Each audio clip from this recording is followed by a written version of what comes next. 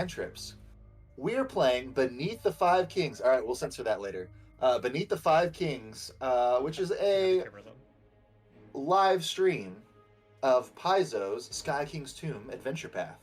I'm here with Josh, Lorna, Dylan, Justin, Austin, Sarah, and I'm your host, Brendan, otherwise known as the Game Master. We're here to play a little Pathfinder 2nd Edition.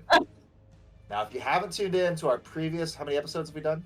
10! This is number 10, 10? so we've done 9. This is 10? With 9. If you haven't tuned in to our previous 9 episodes, you're going to want to go ahead and listen to this, and then go back and listen to those in reverse order.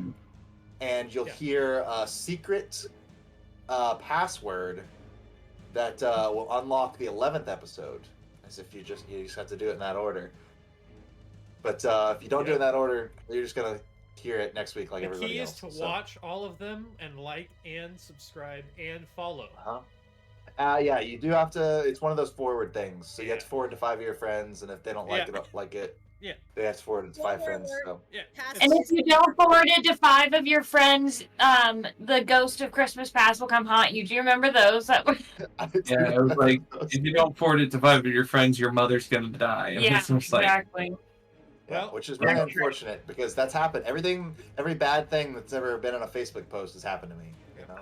Oh. That's including dog hating me. That'd be crazy. Yeah. That's like go back to crazy superpowers. You could make those work. Yep. Any change that you create is true. No, I don't want. Most of those things feel like very not Horrible? fun. Yeah, they're terrible. Oh yeah. No, it's supposed to get you to forward it. Yeah, that's usually the intent. When I got robbed by the third Nigerian prince, I was just like, man, I really got to start forwarding all right, these. all right, I'll do it. Crazy it didn't happen after the second one. It took the third one for you to be like, third time is shame on me. That's on me. Yeah. No, so my chosen banter topic for this evening was, what did you want to be when you grow up? This is something that got asked. I was asked this in a work meeting today. So it's fresh on my mind. So I will go first to give you guys all a chance to think about your answers a little bit. But my answer is twofold. I said when I was very little, my dad worked for Little Debbie, and it was the coolest thing ever when he got to come to class and explain what he did, because he usually brought snack cakes, and all the kids loved it. So I was just like, I'm gonna grow up and be just like my dad and be a Little Debbie man. And then the other answer to that is what? I wanted to be a writer. I wanted to be an author because I read a lot, and I was like, that seems like the like peak entertainment there. What are you typing? Right. I want to be known that you pants? Go ahead. You have talents as a writer. I have not seen your talents as a Little Debbie man. So. I can deliver some snacks. Yeah, why don't you deliver as a Little Debbie man? Yeah, where are my cosmic brownies, you bitch? To be fair, the very, very origin story of us playing these role-playing games is me playing D&D with my Boy Scout friends, and every time we went over there, we would bring Little Debbie's. So I was the guy who supplied the snacks. That's how you got invited into the group, because you brought the snacks. I think if you ever write an autobiography, man, I think if you ever write an autobiography, you should title it "The Little Debbie Man That Never Was." The Little Debbie Man. If you ever write an autobiography, man. The Little Debbie that didn't. I actually was going to title it "My Snack Cake Story." No. The story how I got the snack cake. Minutes. Oh, okay. All right. That was good. Yeah, stand-up comedian was never on the list, so just go with that knowledge. Popcorn Austin. Okay. It's like I feel like I have real tough memory problems. Like I can't remember anything ever, and it's probably a sign of a larger problem. But I think I remember reading all of the dinosaur. It's always happened. I remember reading all of the dinosaur books growing up that our library had. So I feel like there was probably a point in my life where I wanted to be like a paleontologist or something. But also a meteorologist. I was always like the go-to, like, what's Austin say? Like looking at the weather and all that kind of shit. So I think that those were probably two of them. I mean, there's probably a point where I wanted to draw and be like an artist or something, but I never think that it got much farther than that. But we briefly mentioned it earlier. What actually ended up happening is we took like an aptitude test in like middle school, and it was just like software engineer, and I'm like, yeah, that sounds about right. I like computers and building stuff, so I will go that route. I remember that test. Yeah, it was Patterson's class. Mm-hmm. Patterson, that's right. What a weirdo. That's an individual. Yeah, but I think that's about where I, as far as I can remember, kind of like what I went to. I didn't really have I don't really have goals. If you don't have goals, you can't fail. So, sure, that's kind of where I'm at. Let's remind me to fight about that later. Fight about that later? Yeah, I don't like that perspective. Oh. It's a horrible mentality, but it's funny. So, and I do have goals. They're written on my board. I pop corn to Sarah.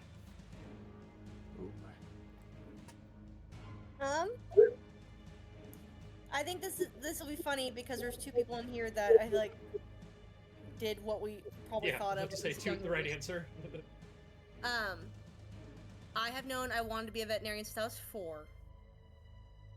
And I as a 4-year-old, thinking back and now, I'm like, what a naive, ignorant little thing that you like, because human hopes and aspirations.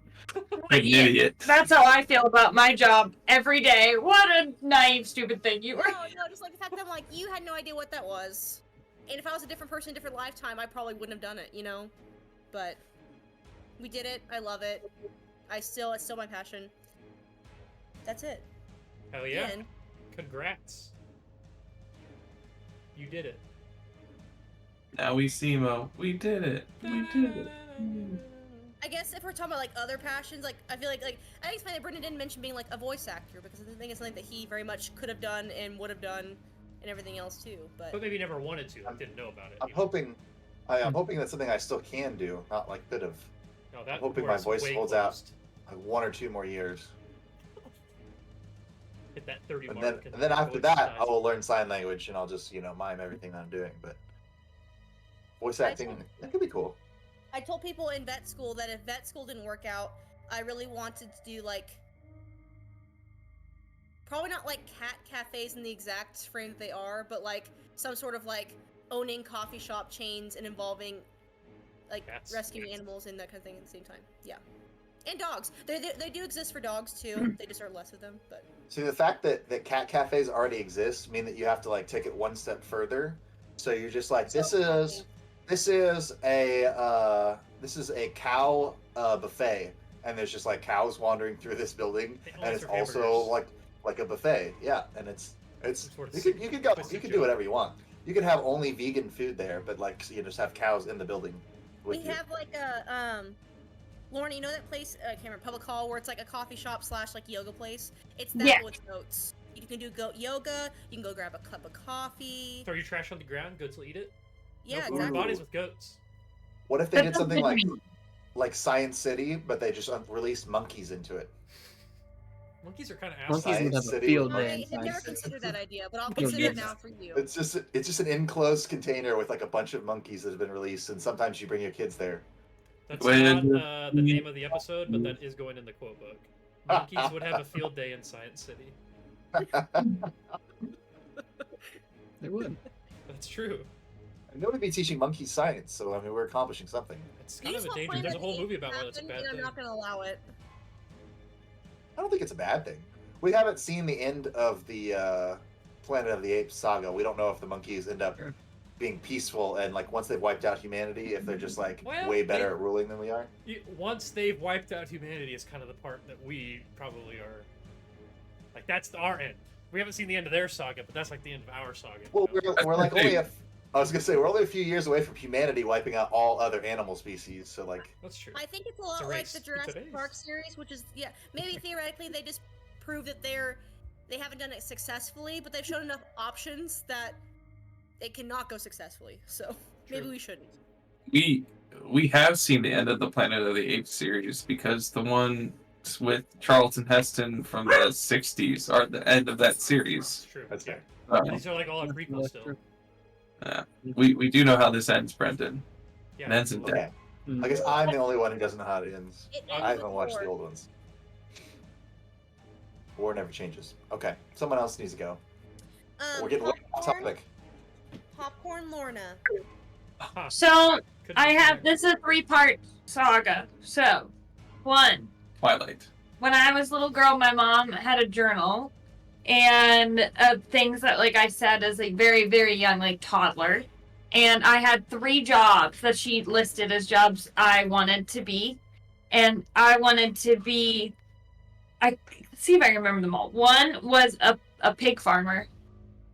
Because I didn't actually understand what being now that I actually know what being a pig farmer entails. The farthest thing from what you would do now, probably. You get to wear a straw hat and hang out with pigs.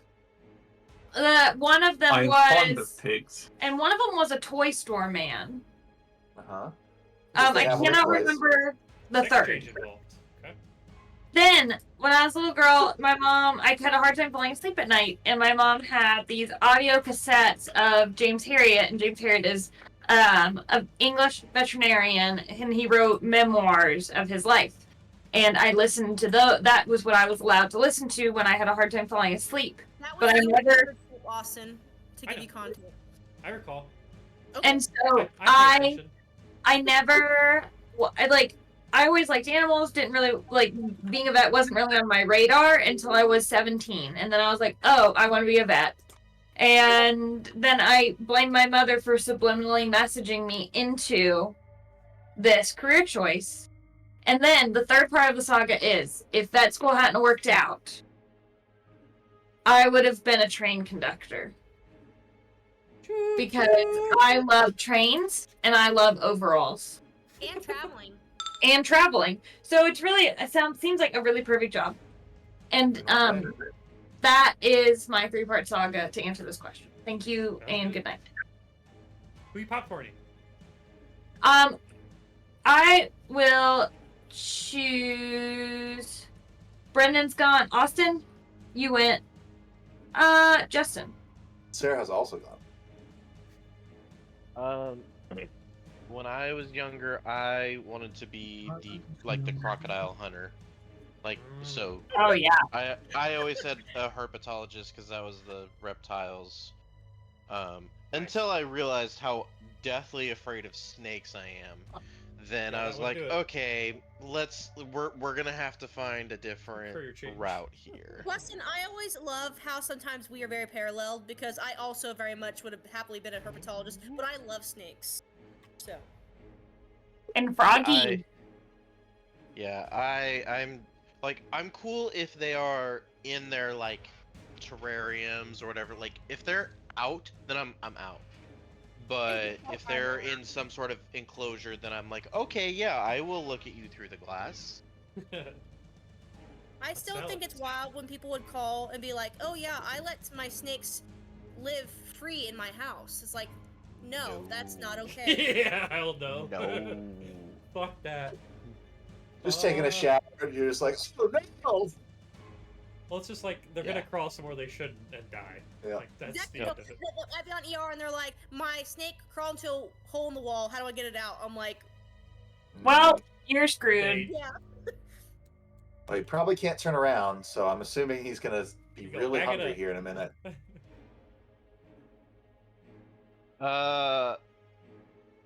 Let's go with Dylan. Okay. I had quite a few different, hobbies growing up.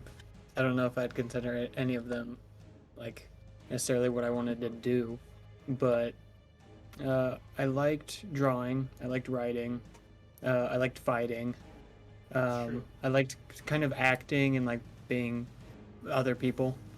But then I just went on too many mission trips and helped too many people and built too many porches, and now I just do that for a living. Just help people and build things. Hell yeah. So. There is a certain limit to the number of porches that you can build before you just have to make that your career. You just have to keep doing that, yeah.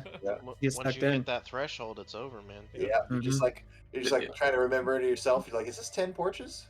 I don't know. I remember a time when I wasn't making porches. Yeah. That exists. Everything is in the days before and the days after the last porch. Post-porch. PP. Yeah. PP. When that question was asked to Dylan, I like to picture him owning like a dojo, but like every day he's a different like Mortal Kombat character. And so when you come in each day, it'd be like a different Jedi every day. I feel like. Yeah, yeah. That'd be pretty cool. Yeah, if I was a shapeshifter, I'd have a wonderful life. I'd have a dojo. I'd have a dojo at least. The first thing that sprung to mind when you were talking is the main character from National Treasure. Where they're like going over his like resume. They're like, this guy was a Boy Scout and then joined the Marines, but like studied history. It's like, what was he planning to do with his life? And it's like, this exactly the plot of this movie. He was born to be a National Treasure. Like you were born to own a dojo where you could also build porches out in front of it. So yeah, construction studio / dojo. I also think of Indiana Jones. Like he's technically an archaeologist, but also like a Renaissance man. Yeah. Just an adventurer. Jack of all trades. Okay, I'll popcorn to. There's only one option. Yeah, Josh, is it you? Is it me, Jesus? Okay. Is it me, Jesus? What do you think, Judas? So, I have wanted to be an engineer for most of my life, and I ended up being an engineer. But there's a very specific job that one of my friends and I and Patrick, my brother, who's also an engineer, have talked about doing, which is developing a business. The Chippendales. No, developing a business. Basically, building a railgun that would shoot human remains into space. There you go. So, yeah. That was our eventual goal, is to eventually develop that business. Where are you at in that project? Very, very early on. I'm handling the electrical engineering portion of it right now with some of the things that I've learned through my career, and some of the civil engineering stuff, honestly. But the other friend is supposed to be, he went to school. It's Matt. He went to school for business. Yeah. Oh. So he was supposed to be kind of the business manager aspect of it, figure out how we make this thing profitable. And then, we would be the brains behind it. You know, the Wozniak to the Jobs sort of thing. Yeah. So you're saying Patrick's the brawn? No, I'm saying we're both the brains. You're saying Matt's the brawn? Yeah. He's the face of the business. He's the face. I have an actual question, though. Okay. So, like, obviously, like, when I talk of being like, oh, I want to be a veterinarian when I was 4, I feel like everybody can understand. It's like, we picture, I think, what the public pictures is just like, we just play with puppies and kittens, and we just, like, slap band-aids on them, and it's, like, this beautiful thing. I just wear a stethoscope and stick band-aids on and give kisses, and that's it. You just have to give that puppy kisses, and it's fine. Speaking of puppies getting kisses, Carol, Tucker. They took themselves to bed. Leave them alone. As a child wanting to be an engineer, what did you picture being an engineer like? Money. It was a hard hat and a clipboard and looking cool. No, it was like building things and inventing things. Like That's what I Legos. Pictured it as, and like Minecraft? Sort of, but Minecraft wasn't out when that happened initially. Minecraft like 2010. On top of your body launcher. What'd you say, Sarah? You could have created Minecraft on top of creating your body launcher. Yeah. You could have been better, Josh. Thanks, Sarah. No, I'm just saying you already had that thought in your brain. I think it's funny because I just love the idea of Minecraft because it touches so many men and boys' souls. Because I think every boy just wants to do that. They just want to. It's a yearly cycle where we go back to a month-long Minecraft server. It just happens. I've never gotten Sarah to play Minecraft with me because every time we talk about it, she's like, "What's the point of a game where there's no point?" I'm like, "Oh man." Just progression. You build journey before destination. That's the point, Sarah. You create a farm that automatically kills the animals and harvests their organs for you, while also reproducing them. You and should then you kill the bad guys. In Minecraft, So that is.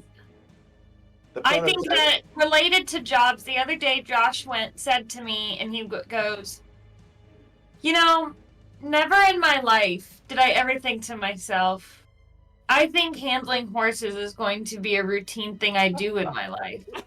And here I am. That is such a Josh thing to say. I love it. I was like, oh, okay. Well, sorry about it. You signed up for it now. That's fair. I still have never been on a horse. It's been many, many, many moons. I was a wee lad when it happened. I've been on a mule, so technically I've been on half a horse. Sure. Yeah, you've been on I don't know if the top half was a donkey or a mule, or donkey or a horse. I don't think that's how half and half works. It's like the split. It's the ears. The ears make up. It's the top half because it's the ears that make up the donkey, and the rest of it's the horse. Duh. Okay, thank you. You heard it here first. Duh. Thank you. Come again. So I have been on a horse, and I can stop saying that to people now. Cool. Sure. Not to change subjects, Brendan. Just so you know, I did join, and I did go to the right map, and it is all black again. Really? Yeah. Try zooming out. I had that too, but I just zoomed way out, and I was able to see it did. Okay, the center of the map is not the center. Thank you, Justin. Okay. What map is it? Does it help if I do this? Probably. Yeah. Land the Lord. Crypt. I remember vaguely what we were doing. Oh, I didn't want to leave Nicholas out. Nicholas says, I'm a hotel engineer. I have hammers and screwdrivers and nails and wrenches and ... Can anyone else tell me what that's from? Because I know. Nope. My brother and I share the same brain. That's true, you do. Nobody? I'm so Yes, sorry. that I know. It is The Sweet Life of Zack and Cody. I love There's an that show. I episode- just don't remember stuff like that. There's an episode where Arwen, Julio! Arwen, like the guy, the Okay, maintenance Arwen. guy that Yeah, like yeah. fixes everything. He's like the twins' mom is like helping him get to sleep for some reason, and she like pulls out like a bedtime story to read to him. You know, like, and it's like, it's a hotel engineer, and then it just like lists off tools for like 20 minutes, and she's like, Arwen, is this a book just about tools? And then he's like passed out on her couch, and so then she just like sneaks off, you know. That's That's just good, good TV. That is. Yeah. Good stuff. Thanks. The fact that both of Arwen, you does this have book that- just list tools? Yeah, that's what Nicholas just quoted. Yeah. The fact that both of you just have that sitting at the ready in That your is brain. interesting. I just wonder how that happened. This is the sweet life most of the time. No, I don't remember quotes like that. I remember the Prindle one. That's what I remember. That's a classic. Yeah. You mean the Prindle? Prindle. How about the radio? They're Would you like? teaching her how to drive.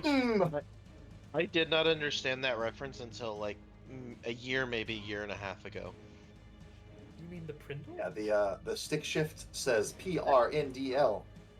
Yes, Prindle. I understand now. Arc reverse. Thank you for mansplaining it, Brendan. God, Yeah. dick. You Alright. want to just sit here and talk about old TV shows, or you guys want to play some Pathfinder? I just want to say that the Sweet Life for Zach and Cody, for Brennan and Nicholas, is the Seven Brides for Seven Brothers for you and I, Sarah. That's all. Yeah. It's that barn raising dance and the triangle. Sure. Sarah, it's probably Sorry, I'm back. Welcome back. Oh, welcome back. Percy, Oh, was, okay. Percy was telling the raccoons off, so I let him inside. That's fair. Yeah, fuck those raccoons. Oh my god, Lorna's face. Nobody understood What did the you rest say? of it. What did I you say? said that the Sweet Life for Zach and Cody, that quote for Brendan and Nicholas, is the equivalent for us is the barn raising dance in Seven Brides for Seven Brothers. That's true. None of them will get it. Except None of them know. my boss said her husband's favorite musical is that musical, and I think it's so funny because I'm like, you're the only person that ever mentioned that ever besides Lorna in my entire life. Have they seen It's Sweeney Todd? That's a pretty a good music. hidden gem. I'll have to make Josh watch it. I would love to make Josh watch it and then watch his face just melt into a dead gaze. when he watches it. Josh likes a good musical though, so I think it'd be fine. Is there don't. such thing as a good musical? I don't like Yeah. musicals, but I am very willing to go see the new Mean Girls. So. You're right, they're only great ones, Brendan. All right, anyways, carry on. Back to Pathfinder. I carry on. Alright, Alright, so Roll, Ricka, roll. roll, Ricka, roll. Well, so last Or did we time already? I don't remember. we had a little bit of a. Yeah. so- Recap. We guys kind of, you had leveled up, So everybody kind of recapped what that level up looked like. You all kind of met back at the tavern that you've been to. This is the third day in a row, kind of meeting at Helgen's Inn, which might be named something different in the book. We'll never know. And you met at Helgen's Inn, and Rhea, the gnome that kind of got you guys all together to start with. Just Rhea. So she had her friend with her, a dwarf by the name of Helden, who is begging you all to kind of help him with a problem at the crypt. He's kind of a blind priest. He thinks maybe the upper management is playing pranks on him because he was not performing his duties as he should be. But he's like, I don't know. I need somebody, with from outside the church to come take a look at this place and tell me what the heck's going on. And you all arrived at the Tolor Crypt. So this is associated with the Dwarven clan that you guys are kind of assisting here, and the festival, the clan that's kind of running this festival. So it's important that this gets fixed for their upcoming family festival. And it is a little strange that the runes started floating off of the monuments and epitaphs outside the crypt a little bit, and kind of started forming into these ghostly whispers. You guys managed to kind of keep that at bay long enough to get inside. But now these like ghostly echoes of dwarves' past have kind of risen from their urns and are kind of approaching you all. They were asking for the High King. They mentioned several times, "Is that you, High King?" And not quite knowing what to say, Wokruun kind of tried to communicate with them. And then they kind of all said at the same time, "I'm sorry, my king," and they begin drawing their weapons. So something is upset here, and we're gonna have to roll for initiative. Ulfric Stormcloak is the true High King. That's right. Sure. Perhaps not to the dwarves, but to the Nords, I could believe that. So initiative for most of you is going to be perception check. If you're doing something else, you want to try and justify a different skill to me, I'm happy to hear it. You guys might be able to apply something that you're actively doing to this check. But you should be able to, everybody should be able to hopefully get their initiatives put in the system. Yep. And I'm solid going to do this. 2 to start the night. Which I forgot to do last week. I got the same initiative as last time. And we can see them in the initiative right now, by the way. Oh, wow. 9. Not that Roll it too. Yeah. matters, but... Can you enter mine? No. Can you enter it? I pulled my tool. By the way, Nicholas wasn't sure what his answer was to the question, but he thinks he'd end up with a video game developer. So, didn't want to leave that last comment he made hanging. I appreciate that. We did play video games a lot, so it kind of seemed like that was the way to go. And that's still an option, If accounting doesn't work out, you can always fall back on video games. I thought you could always account on accounting. That's true. You can't always count on accounting. You could be a video game accountant. Ooh, That's there you true. go. That's true. Have you considered working for, Bethesda or someone? Just casually be an accountant for get out there? Yeah. They have to have accountants. Oh, I know. And the best part is that all businesses pretty much have to have staff somewhere. So it's just like, That'd be true. gotta have accountants, gotta have HR. I suppose I can't Generalists. argue with Like, that.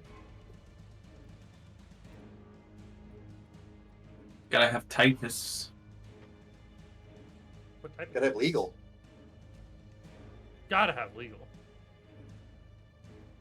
Dodge all those lawsuits you're getting. Okay. Switching to Epic combat but begins. only because I've had aberration fight going the whole time, so it's repetitive. You're getting tired of it? That's fair. I ruined You it. for figured out myself. where the loop was, and you're just like, I can't Yeah. keep listening to this. It's like 23 7 minutes seconds, in, and just, yeah. God. Hello, sorry Okay. for bothering you. Nope. Go away. Hey, you got to be nice to our first-time Bots? chatters. Hello, unauthorized god. Please like and follow our channel and give me $300. My Venmo is. Wait. Yeah. No, my Venmo. Oh, my Venmo. Okay. So yeah, so these guys kind of like all sort of jump to action. You're all reacting very much at the same time they are. So no one is surprised here, but they do look like they are ready for combat. So out of all of these echoes, it does look like this woman kind of standing in the middle of the room is going to be the first to react, and I'm gonna have to remember. Echo. Oh God. Okay. She looks like a hipster. Yeah. So she's going to kind of like start to approach. Like, my king. Like you notice that. Oh, I'm sorry. I think that's the wrong person. Oh no. No. So she's gonna say this. She's my king. She's like, the history books will tell of your triumphs. And she's just going to float kind of around, kind of through the wall, like right up to Wokruun. And she is going to be a bitch. Actually, no, she's going to stay there. So she's going to... No, it's fine. She moves up. She's going to move straight up to you. But while she's doing so, she's going to be like reminiscing on this event from apparently your past. Like she's floating up to you. And she's like, do not worry, my king. The history books will remember this as the day that you led us on the path to truth, the quest for sky. It's like, they will soon forget any mistakes that we make on this journey. And then she's going, she's kind of like speaking at you very much. And you can attempt a will saving throw, or if you have it, a dwarf lore check here.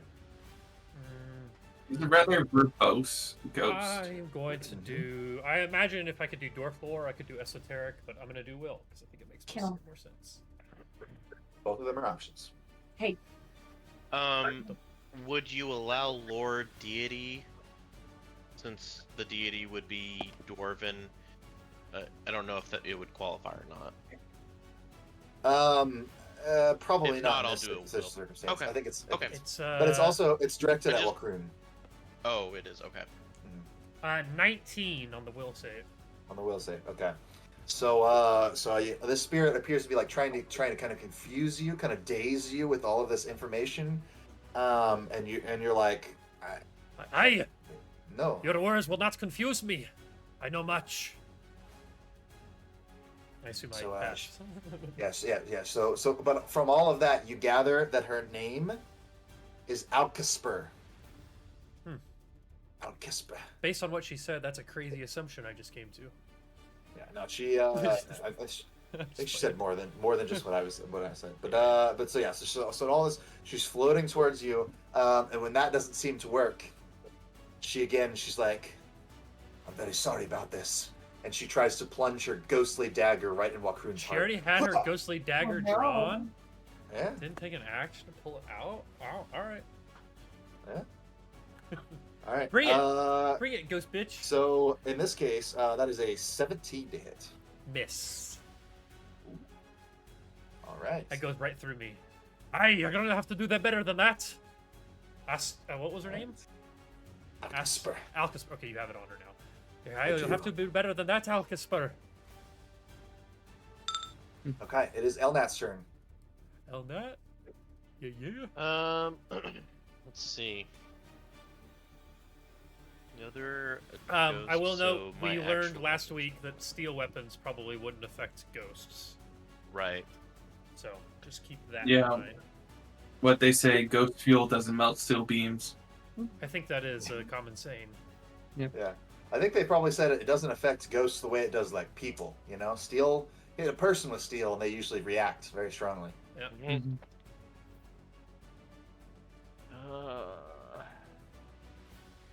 I don't really have anything that would be...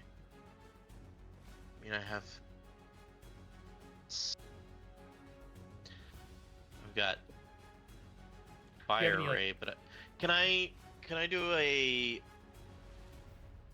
religion or occultism or arcana check to see if to know if a spell would affect Like Yes, I would assume that would be one of my actions, but yeah. So you can use any of those skills that you mentioned to recall knowledge on this this spirit. Okay. So yeah, just let me know what skill I'm gonna go with religion because it's my highest. So I'm specifically trying to see if a spell such as fire ray would be effective towards them. That's what I'm going for on this. Fireball. 13 religion, 20 total. 20 total is enough. So yeah, you would say that these are some fairly like low level spirits. They're called ancestral echoes. But yeah, you do think that they probably have resistance to most damage. But that resistance is going to be twice as effective against non-magical attacks. So they're gonna ignore a lot of damage unless you're able to deal damage with magic. And so yeah, so you think your spell would be effective. A force spell would probably be more effective, but yeah, barring that, yeah, fire should work. Yeah, not many things have force damage. I'm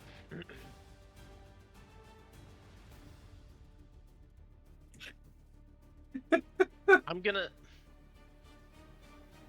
Sorry, I'm just laughing at Austin looking like a total doofus eating that slice of pizza.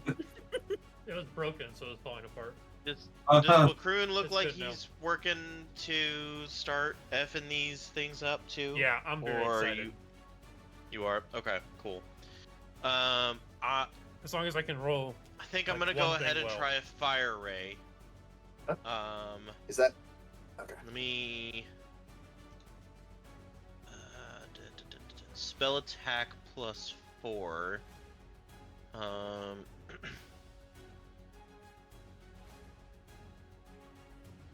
Oh, okay, so it's just rolled. Okay, +4. I got a 16 on that. Okay, and that is is this just a ranged touch attack? What is it? It is a range attack, range of 60 feet.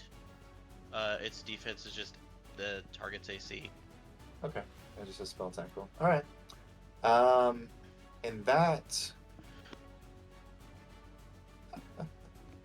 So you said 16 against their AC. Is going to be a hit. Cool. And that's 2d6 damage. Ooh, 6 and 2. Okay, so 8 damage. 8 points of fire damage. All right, so you just kind of like the spirit comes up and stabs at Wokruun. You see Wokruun seems fine for the moment.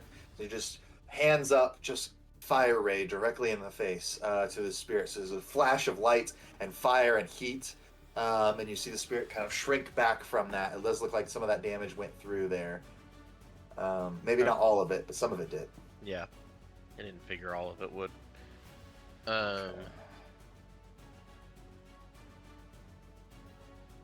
Then,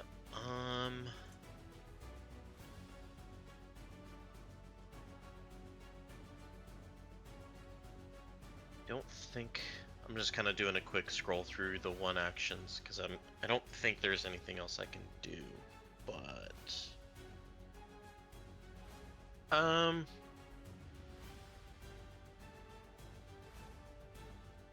have a does this still work?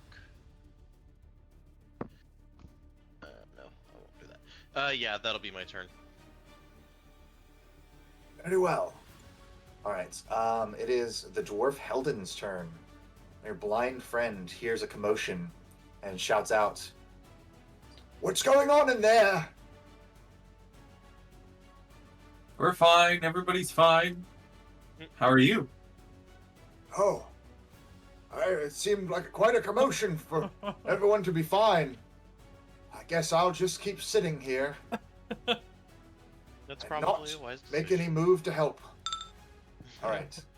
It is Huang's turn. All right. Aww. I'm very much. You may assume from Angoric's reply that there's nothing wrong. Yeah, as far as Angoric knows, nothing's wrong with where he's at. Yeah.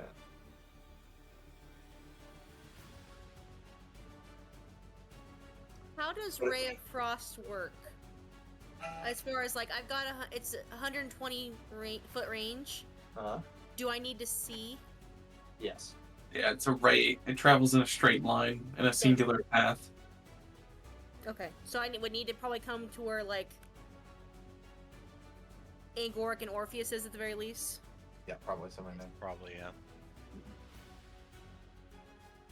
yeah. Okay, Fujitsu.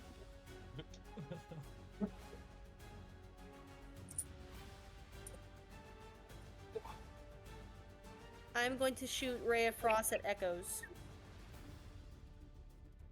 Which one? Or, Echoes, right? There's two Echoes.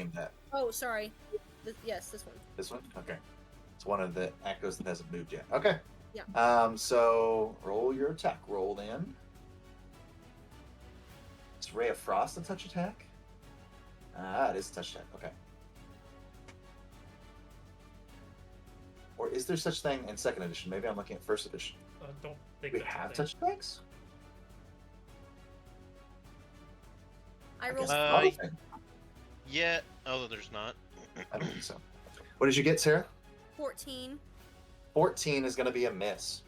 So you raise your hands and bolts of ice start spring from your fingertips, fly into the room over Karu's head, and just kind of explode near the spirit. And it looks like it kind of sees it coming and dodges out of the way. Is that your full complement? Is that's two actions? Yeah, that's two actions.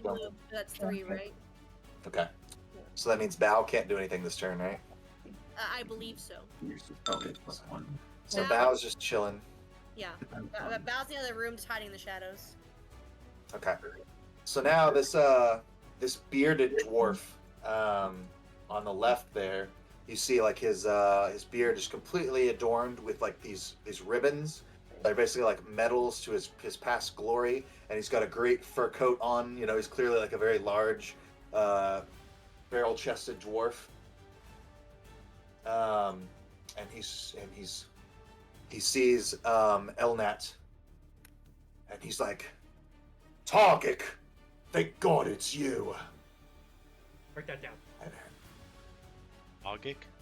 Targic. I feel like this out of character, like what we're learning right now, is very important for the story upcoming, like the upcoming story, because they're talking about like the High King and like the story that we learned about, you know, like who's buried in this. Like I feel like we're learning about the Sky King's tomb, like not maybe his tomb, but we're learning about the Sky King right now. So I feel like this is very relevant information for the continuing story. He says, "Targic, it is Torag's will. We must persevere, no matter who may face us. Every army that rises from the Darklands will be cast down against our might, the might of the dwarves." And he rushes forward to Elnats. He just kind of like runs straight at you, and he's got a ghostly hammer raised, and he's gonna swing full strength at Elnat here. He's trying to. Probably also a miss. It is a 17 to hit. That will miss. Okay.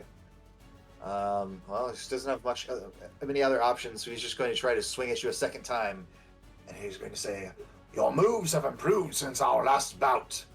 Ho ho ho! And he got a natural 1 on that one. Oh, you have the fumble deck.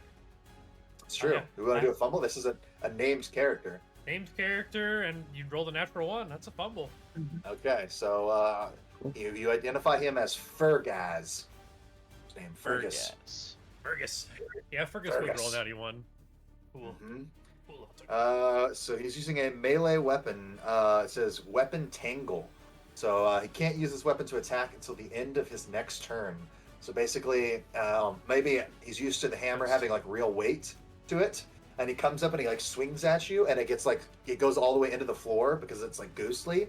And when he goes to like pull it back, it's like glitching like it would in a video game, and like you see the hammer like stretching and it's like stuck into the floor. And he's like, "What in Torag's name is this?"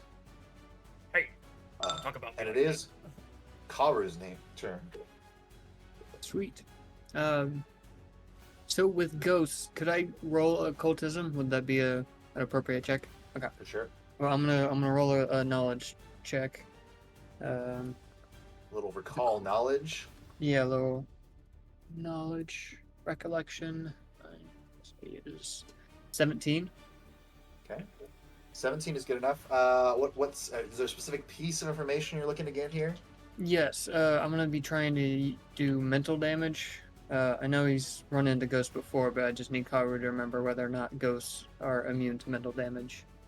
Ghosts.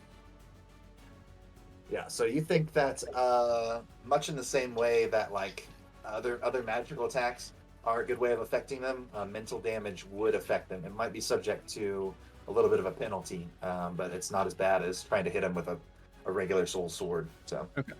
Cool. But they will definitely take damage from it. Then I will go ahead and cast Forbidden Thought on Old Echoes here. Okay. So again, this bottom one down here. Mm-hmm. Very bottom. Okay. What is the Forbidden Thought? You place a psychic lock in your foe's mind and prevent them from a specific action, and that action is going to be to strike. Okay. So on Echo's turn, if they go to strike, things will happen. Okay. But Brendan, you don't know that. Actually, Echo says. Oh, yeah. You do know Actually, that. yeah, you don't even see me do nothing. It's all mental. So like all my somatic and verbal components are just in my head. Okay. All right. So that's a couple actions. Is there anything else you want to do with the remainder of your turn? No, that was 1, 2, 3. Oh, right, because you did the recall. That's fair. Okay. It is now the last Echo's turn. Who is identified as Ulki. Ulki is a young, scarred warrior wearing plate armor that doesn't extend to her right arm. And she bears a great axe with the symbol of Omgrad emblazoned into it, and a fiery. Oh shit! And so when she pulls it from her back, when she pulls like the great axe from her back, like before the battle started, like when all of them kind of like drew their weapons on you, it bursts into flames. Ooh. Omgrad, that's your god, yeah? No, Fulgrit. No, mine is. Oh, all right. Sorry, yeah. I would, yeah. No worries. Typical orc, always interrupting. What's yours, Justin? Mine is Omgrad. Okay, it is. Okay, cool. I was just like, am I missing it? Yeah. To be fair, you guys do have very similarly named gods. She's got this single like large great axe like wielded entirely in one hand. She's holding it with her left hand, and her right arm kind of looked behind, like it was behind her at first, and now as she kind of like turns towards you more, you see it's completely missing. Her right arm is not there. Okay, cool. Mm-hmm. And that explains the half picture. It is actually a full picture. Yeah. Yeah. So she's got this great axe, and she's just like, non-dwarves in the crypts. King Targic, come! We must cast out these interlopers. And right now she only has eyes for Karu, but it looks like nice. Yeah, so obviously, I mean, the first thing she would try to do is swing her axe right now. It's like and I saw that flaming axe. Bring this down on Karu's head. So so what happens when it's a will save? No. The sentence is, okay. It must surmount your lock to do what it's trying to do. So I think it does break through, the lock, but in doing so, it takes the damage. Okay. So you do get to get the action off, but you just take damage with doing the basic will save. So I assume if I fail, I'm not going to be able to beat your mental lock there. Yeah. Okay. So that's what she's going to do. She's going to swing. I'm going to roll, and then I'm going to look and see what my will save is. It's they take the damage and perform the action according to Reddit. if you succeed, what does it say? What happens if you fail? Does this mean that the target cannot perform the action if they fail? Okay, so if they fail, they take the damage and perform the action. It's a punishment debuff, forcing the target to judge whether performing the action is worth the threat and consequences of damage. The target has a choice: either it avoids the action you specified, doing something else, or it does the action you specified, making a basic will save and taking the damage plus ability modifier. But either way, as long as it avoids the specified action, nothing bad happens to the target. I know she's very pro on doing this right now. So she's gonna go ahead and swing. It is I'll do the will save first. A 23 on the will save. Yeah, that saves. Ghost has the power of will for sure. Mm-hmm. So is that half damage then if it succeeds a basic will save? So it's still 1d6 plus your ability modifier. It's a basic will save, so yeah, it does half of the 1d6 damage. So go ahead and roll for it. That's dope. So no matter what, you're dishing damage here. 3. 3 points of damage. That's plus. No, is that plus my ability? Yeah, plus your ability modifier. Okay, so 7 in total. 7 in total, and then she takes half because she succeeded on the check. Yeah. Cool. Okay, but that's still some damage to this creature. So yeah, you see anguish flash in her eyes, and she says, "You will not stop me from protecting my king." And she's gonna like swing this great axe all the way up in the air with one hand and bring it down on Karu. Ooh, I think you might have slowed her down a little bit. A 12 to hit. Ooh. What's my fucking HP? Miss. And as you might expect, it is not an agile weapon there, so it just smashes into the ground like very heavily. And yeah, you see that bright. I imagine it's directly in front of Karu, and you just see like your reflection in this like fiery, ghostly axe. Like the hound looking into a campfire. Exactly. It's a big moment for you. Okay. Gosh, she's got 2 more actions. Does that forbidden thought, does that go away then after the? Yeah, it's just around, I believe. Temporarily immune. Okay. Yeah. Okay. So I think she's gonna swing again, but it is gonna be at the full penalty, so that's -5 on the first one, right? Mm-hmm. Okay. Yeah, I think so. 5 and then 10. All right. Okay. That is a 17. Yep, On that'll the second hit. one, she rolled much better on the second one. Yep. Okay, so it's gonna do some damage there. Let's see here. Yeah. Okay. Kind of low damage for this. 5 points of fire damage. 5 points of fire. And 5 points of fire. I do have weakness to fire. Okay. So equal to 1/3 my level. So 1/3 of 2. It's probably just 1 right now. So I think you just take 1 more damage. You take an additional point of damage anytime you take damage from fire. Okay, so 6 damage. 6 points instead. She hits you with that fire, and you see Karu like maybe start to melt a little bit. And she says, "Yes, no witch's totem could defeat the might of the dwarves." And she's gonna swing 1 more time and miss. Probably critically miss on that. That's yeah, gonna be with a -10. That's a 2. Yeah, critical miss.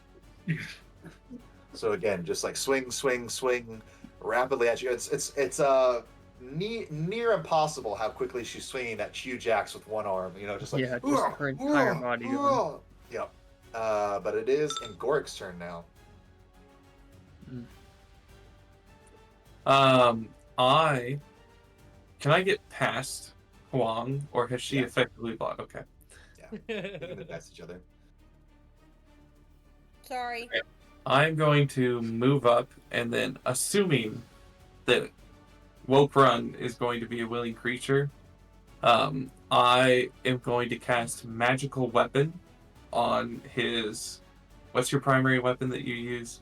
I've got my hatchet out right now. Yeah, on your hatchet. And so what that does is it increases your hit die by 1. Okay. It increases your... My damage die? That's what that is?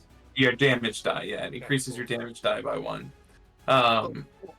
It increases your the target becomes a +1 striking weapon, gaining a +1 item bonus to attack rolls and increasing the number of weapon damage dice to 2, and gives it the magical trait. So damn. Okay. it will be considered magical for the purposes of you trying to. Okay, nice. Cool.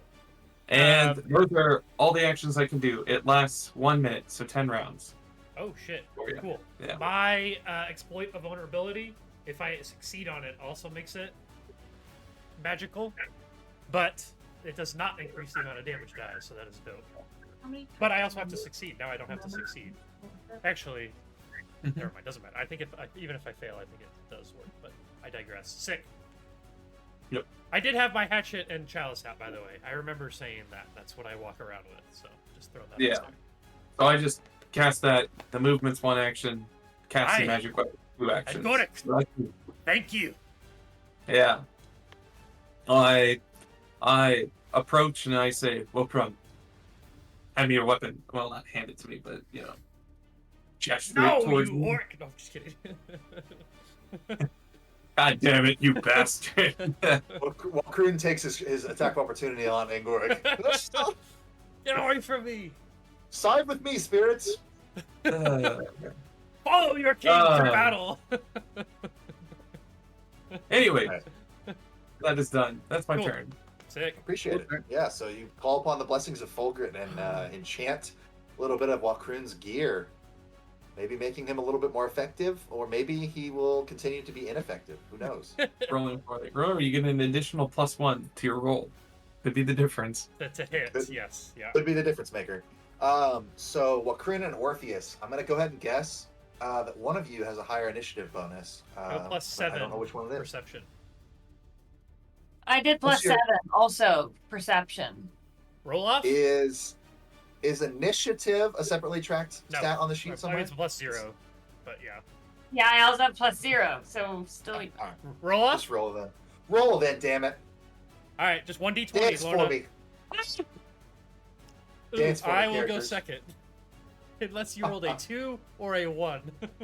I'm gonna count the one that rolled on the ground because it was a 15. So you're up. Okay. I'll take the back, which really is just like a delayed first. Yeah. So Sure thing, buddy. let's see, 30 feet. You can hold your action until the next round. Just If it makes move you me feel to the better top of be the on list top. now. Yeah, just move me to the top of the list now. It doesn't matter. Which of these are 5? Yeah. So you're within 30. 10, 15. Okay. I am going to 30. I could do this one, couldn't I? Yep. Or am I? Let's see. Sorry, I'm doing math. 5, 10. All good. All good. 25. Okay, I'll do Okay. Ulki. Is that how you say it? Okay. I would like to cast Disrupt Undead. And my one question is, it says your spellcasting ability modifier. What? It's +1 for you. It says so. Oh. No, 1d6. +1. Yeah, That's for the... Yeah, that's, yeah. Okay. I see. So you lance the target with energy, you deal 1d6 plus your spellcasting ability modifier, positive damage. The target must attempt a basic fortitude save. If the creature critically fails the save, it is also enfeebled 1 for 1 round. So basic fortitude save. That's awesome. All right. Wow. Like you have like the slimmest line of sight, I think. Yeah, she can see it. That's crazy. Okay. So, See its ear. Oh, big. it's just a save. You don't have to roll to hit. Okay. Oh, Wait, God, are you I'm rolling a being D6? some little butterfingers. I rolled a 6. 6. Wow. Okay. Let me That was see on a here. D1000, so it's not very good. Yeah. Okay. Well, you know how fortuitous ghosts usually are. Sure. This one got a 13 on the fortitude save, which I'm gonna guess is Fails. fail. DC 15. All right. Nice. How do you see that? DC 15. Oh. All right. So Nice. it fails. I knew that. So it takes full damage and suffers the listed effects. But not the critical Okay. effects. Just the normal So you said you rolled 6. So you got 7 points. Well, no. It was I rolled a 5, 6 so we total. get 6 So- points of damage. All right. Okay. 6 points of damage on Ulki, and it is magical and positive energy, which we feel probably. I want some of that in my life. Positive energy. All right, well, positive energy is one of the things that goes through completely. So you blast this ghost with a full strength, positive energy blast kind of comes out of your hands, and everyone else, I would imagine, is a little surprised that Orpheus just whipped out a spell right in front of you all. I'm not. Yeah. Do it all along. Okay. It makes me even sexier. I'm like a magic wielder now. He just whips out his hand and he's like, Alakazam. The power of Muad'Dib. Okay, so that was probably what? That's 2 actions to do that. I think that's just one. That's 2. Is it? Where? Oh, yes. 2 actions, and I'm not gonna move because there's a million people blocking my way. Fair. All right. You Okay, could so aid. If you want to aid someone, that's a good third action. If anybody is in doubt. Can I do that? Yeah. How do I do that? You just try to. You have to. Yeah, you pick something that you want to help someone do that would work for where your character is or like what they know, and then when it comes time for them to do that thing, you roll a check. I think it's default DC 20, but Brendan can adjust as needed, and then you can give a +1. Wokruun, is there something I could help you with that I would be decent at? You could. I don't know. Helping me identify a vulnerability on these creatures is what I'm going to try to do next. So you could attempt a recall knowledge check, maybe, if you have like Arcana or occultism or something like that. Maybe your knowledge of the Upside Down or wherever the hell you're from would help you identify. Could I do a lore underworld check? Would that be appropriate? Sure. Great. Let's. So not until I do my thing, and then you can. Which coincidentally, it's Wokruun's turn. I was about to say it's my turn.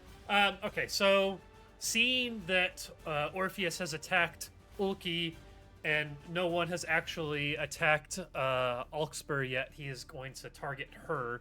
The plan was to attack Ulki because Ulki's fucking with my dog Karu, but it looks like she is under control right now, so he is going to. Chimp.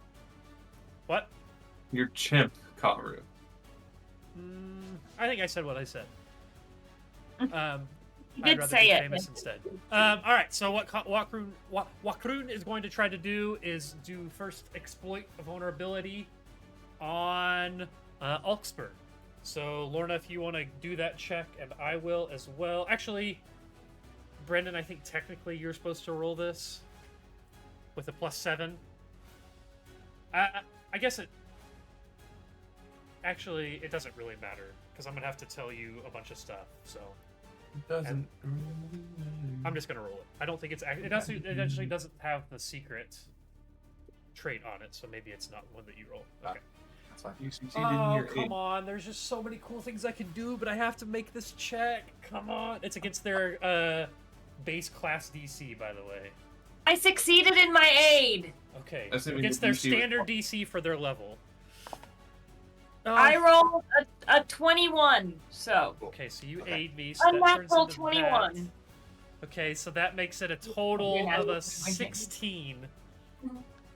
16. An esoteric lore check against a standard DC for its level. I don't know what a standard DC is for its level, 16 is going to succeed. but oh, I rolled an 8.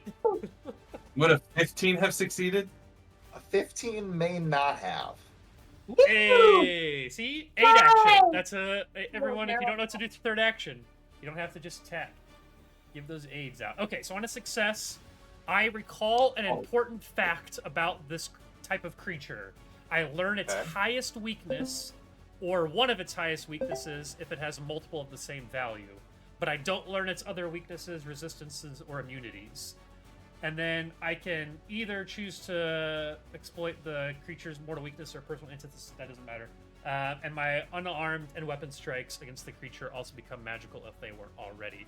And this impacts all creatures of the same type because I succeeded. If it would have been a failure, then it would have only impacted this one specific kind of creature. So what is this creature's highest weakness? Okay. So I gave you force earlier with Schmitty's check, and then I've also told you that positive energy affects it. The only other weakness that you know of would be the ghost touch ability of certain magical weapons. So ghost touch ability affects these things as if they were anchored in reality. Okay, so does its weakness like a specific thing that isn't it though? Is like weakness 5 to specific things? Yeah. So I guess technically those are it has resistances. Okay, so I don't learn its resistances technically. Okay. Unless I get a critical success. I mean, doesn't necessarily matter, but so what is because I'm going to apply it basically out of my esoteric bag to my weapon to make it that type of thing. So I mean, I could just say it. I apply whatever. It doesn't matter, but thematically, I think it would be. Yeah, I mean, I think you kind of have an idea now what would pass through the damage reduction. Okay. There's not really any additional weaknesses for you to exploit there.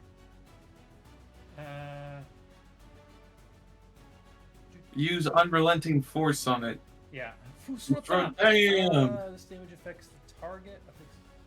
Yeah, this damage affects the target of your exploit vulnerability as well as any other creatures of the exact same type. Okay. Okay, so my weapon is going to just do that damage now. Okay. Fuck it. I'm gonna roll with the same die. So now I am going to, actually, with my second action, I am going to, where is it? What's it called? Empower my axe with my chalice. So basically, I like pour the liquid. Like I already pulled out my bag and applied a bit of force damage to the end of my axe. I use some magic and like kind of apply it to the edge of it, and then I take the chalice and dump it all over the axe. I'm doing a lot of things just to swing once, and I'm gonna fucking miss.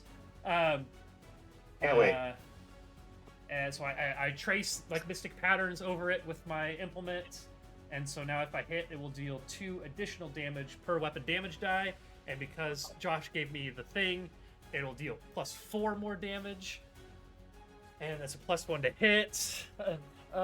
You know, if ever there was a time that I would feel comfortable using a hero point that I didn't earn, it would be now. But I don't know. I haven't earned a hero point yet, so I don't think I'm going to do it. You get one at the start of every session. Yeah, but I haven't earned that. Oh, shit. Austin is purposely handicapping himself so that he's never affected. That's from fucking 20! What a hero. Let's go! It's a natural 20? Natural 20. Congratulations. Holy shit. Okay. Wow. That's incredible. I'm so happy for you, Austin. I was 100% expecting you to miss. Me too. Oh, me too. I feel like I'm just going to one-shot this thing. It doesn't matter all the extra stuff that I'm doing, but fuck it. All right. Critical hit deck right here. This is doing... Oh, fuck. Am I doing bludgeoning, piercing, or... I guess it doesn't actually change... Yeah, you are. The type that my axe is. So my axe is... Slash. Is it... Let's see. Where does it say? Not bludgeoning and not piercing. Yeah, axes are slashing. Okay. You gain a +2 circumstance bonus to all attack rolls until the end of your next turn. Okay. Well, there you go. That doesn't matter. What was it called? Momentum. Okay. So that doesn't matter because I'm not going to swing again because this is my last action. Okay. Until the end of your next turn, though. Is it until the end of your next turn? Oh, so next turn I'll get a +2. Okay. Yeah. Cool. Yeah. All right. That's your momentum. That's what momentum's for. That makes sense. Okay, so I do 1d6 plus Josh's thing is 2d6. So that's let's see. So that's 10, and then do I do the whole thing and then double it for Pathfinder, right? Okay, so that's 20 points of damage. And it is in the way that would apply the strongest weakness to it. So whatever its strongest weakness is what kind of damage that is doing. All right.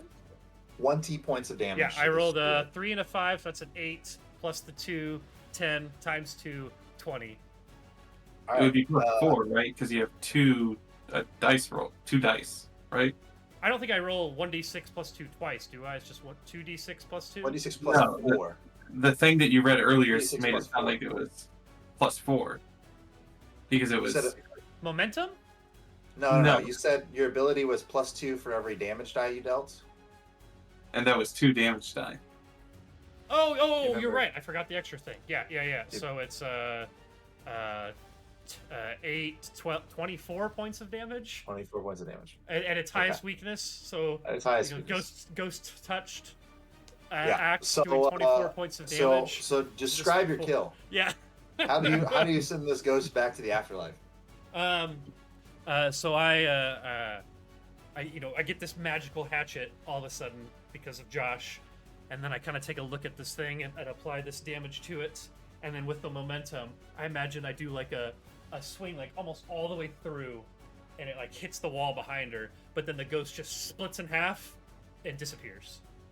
It's not like very gory or cool looking because it's a ghost, but just go clean through it and instant kill it. Yeah, they disappear like from Sea of Thieves. Yeah, there you go. Yeah. So I think after you split this ghost in two, she's gonna be fading away, and you're just gonna hear her very quietly. She's like, "Blood on our hands, High King," and she closes her eyes and just fades back into the afterlife. Did I make a mistake?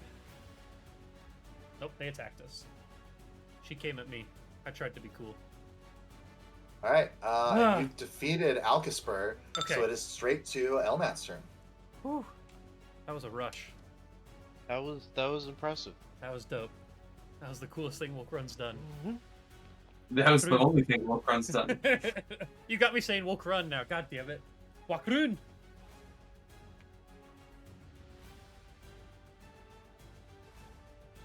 It's Elmat's turn. Yeah, oh, I need to mark off the focus point.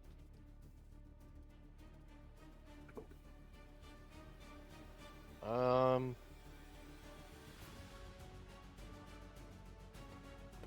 me read lay on hands real quick. Oh, It's just an undead creature. I don't think that this counts.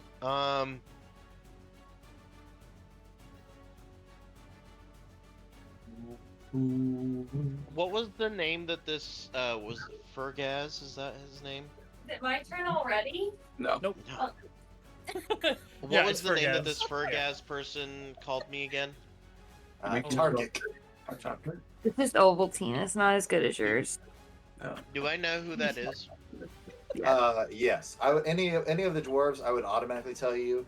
High King Targic is like the king of old. He's the one that brought the dwarves from the underground and brought them all each over of to the these mountain. ghosts, like the ghosts, think each of us is the old king. Okay. That's true. The other one was referring to Wokruun as the king, and so I thought maybe they were like, he's the king, and then you're someone else. So, okay. Thank you for clarifying that for me. Absolutely. It would have still only been a +2 for me. Effects based on a weapon's number of damage dice include the weapon's damage die plus any dice from striking rune. They don't count extra dice from abilities, critical specialization effects, property runes, weapon traits, or the like. Not to interrupt the turn, sorry. I just was reading. You're a fool, Charlie Brown. Would a 22 damage still have killed it? Yeah. Okay. I am...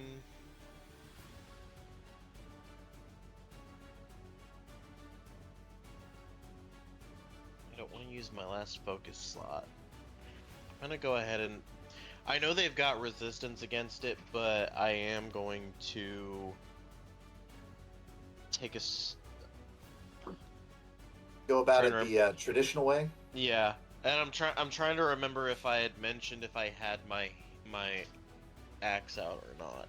And I would advise. I think I did, but I think you guys probably also drew weapons when you're coming into this other room. I think you guys did. I think when I drew mine, you guys were all like drawing yours as well. Okay. Then yeah, I'm gonna go ahead and take a swing with the great axe at Fergaz. Okay. We'll see.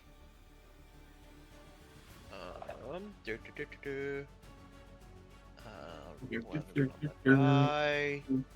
17 to hit. 17 to hit.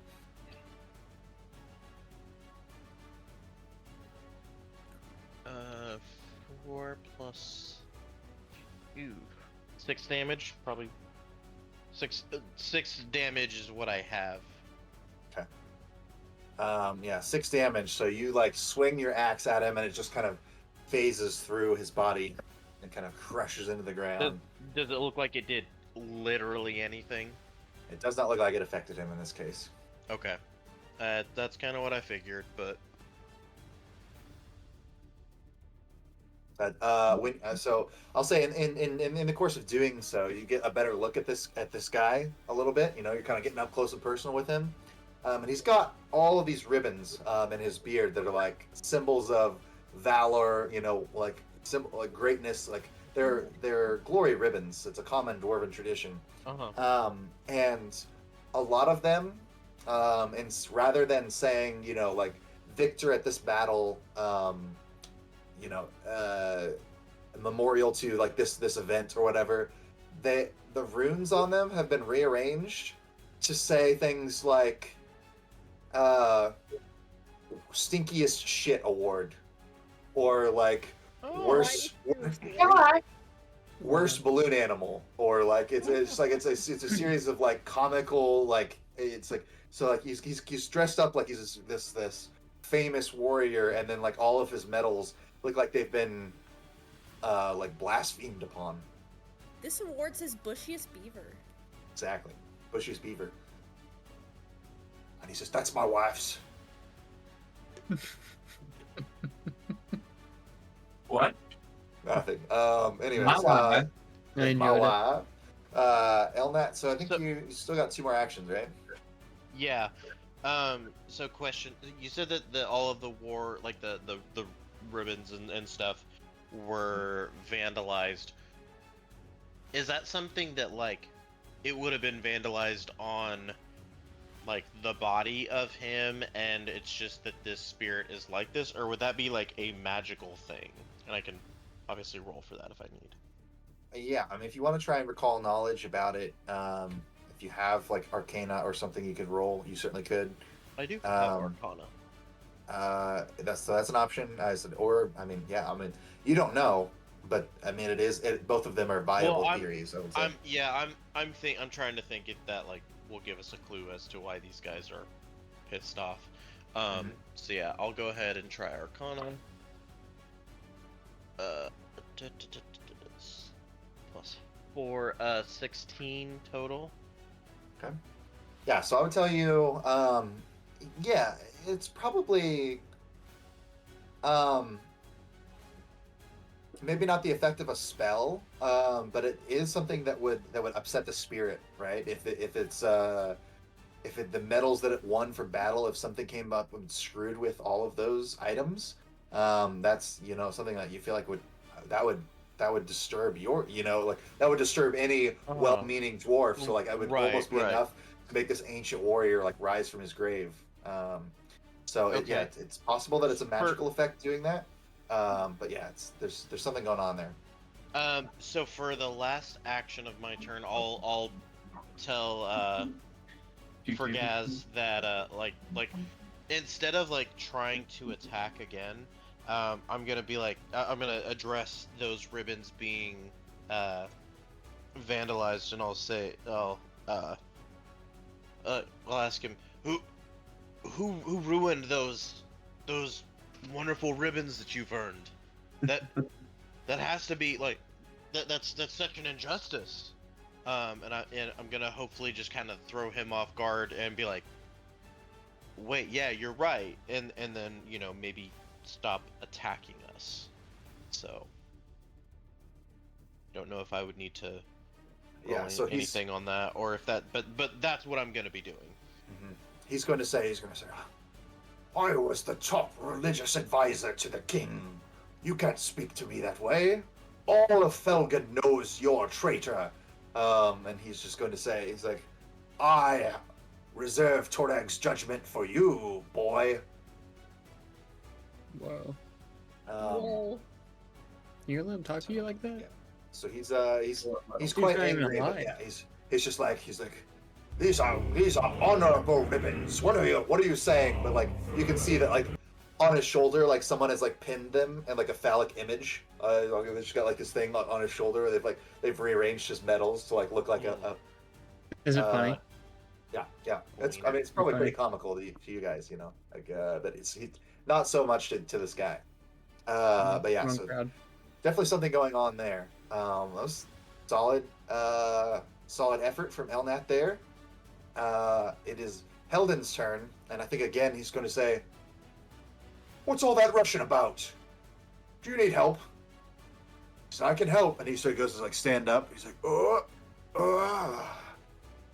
stands up, and he kind of like totters in there, and he like he brushes up against Orpheus, and like he's like touching all over you, and he's just like, "Oh yeah, boy, point me in the right direction." I guess I gently. I'm gonna steer him back into like what is this? The crypt.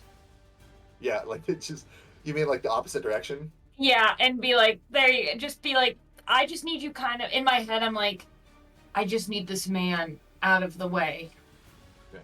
And then just be like, steer him and give him a light little like push that direction, and he's like, "Thank you," probably, or something like that. I'm like, hey, thank you. Yeah, I just say nothing. I just steer him, and that's it. And he's like he runs into a headstone. Now listen here, and just like starts chewing it out. Yeah, so I think he's got the holy symbol of Magrim on his. He's like holding his holy symbol, and he like then pulls a warhammer from his belt, and he's like, "Thank you very much." And then he's just gonna walk over into this corner, and just bump into the wall, and just like, oh. and then that'll be his turn. Good attempt. Wonderful. Tell me if you need healing, boy. And he's using his warhammer now as like as a seeing stick. He's like kind of like pushing out in front of him, and he like clunks it on the wall, and he's just like, ah! It just like hits the wall. To all of our blind viewers, we're sorry for how offensive we've been, but if you're watching this, you can't see anything, so it's fine. Yeah, no, it's unfortunate. He's not being very helpful yet. It is Huang's turn. All right. So to re-clarify, I'm not blocking the way for anybody. Should I move out of the way? Oh, I just walked past you, and I'm a big old orc baby. Yeah, you guys can. I would say that like if we're all trying to shoot down this one corridor, like you're probably creating a little bit of cover for each other, like maybe giving the enemies a little bit of a boost. But like in terms of walking, you can walk past your friends in this game. Like it's not a big deal. Cool. Can I still see this one? Mm-hmm. Okay. I'm gonna try Ray of Frost again. Sure. I believe in you. Believe in me, and I wanna be everything. That'll be a nat 19. Yeah, very good. Very good. What's the total then on that?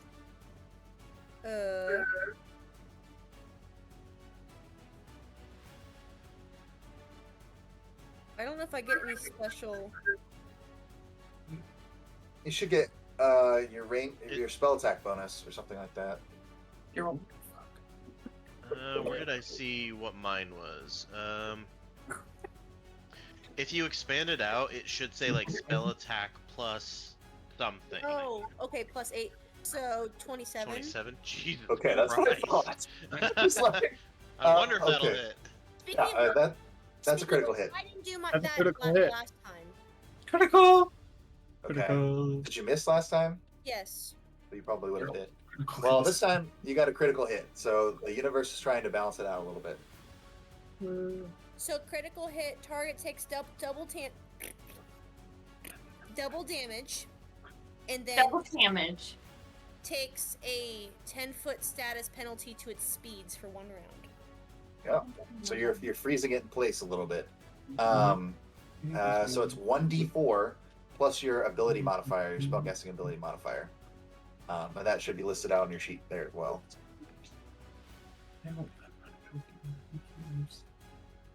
Alright, so I rolled a 4. Pretty good on 1d4. Did +4 plus what? 4 plus whatever it should be listed right there on your sheet. It says +4, so it'd be 8. Okay. Yeah, so 8 points of damage, but the target takes double damage. So it's actually 16 points of ice damage on this creature. Nice. And this warrior with this flaming great axe. So again, she's got this great axe in one hand, is on fire, and she's already moving to swing it again at Karu. She swung it at him 3 times last round, and she's not letting up. And you like catch the great axe in midair with your frost, and you watch it ice over. And as it does, the entire body slowly starts to turn to mist again. And she's just like, typical creatures who are not dwarves do not belong with our kind. And she's just going to disappear into like a frosty like mist. Do we want to kill the other? Yeah. All right. So that's 2 actions on one turn. You have a third action. Command bow. Bow is going to move in. I can't remember what his speed is.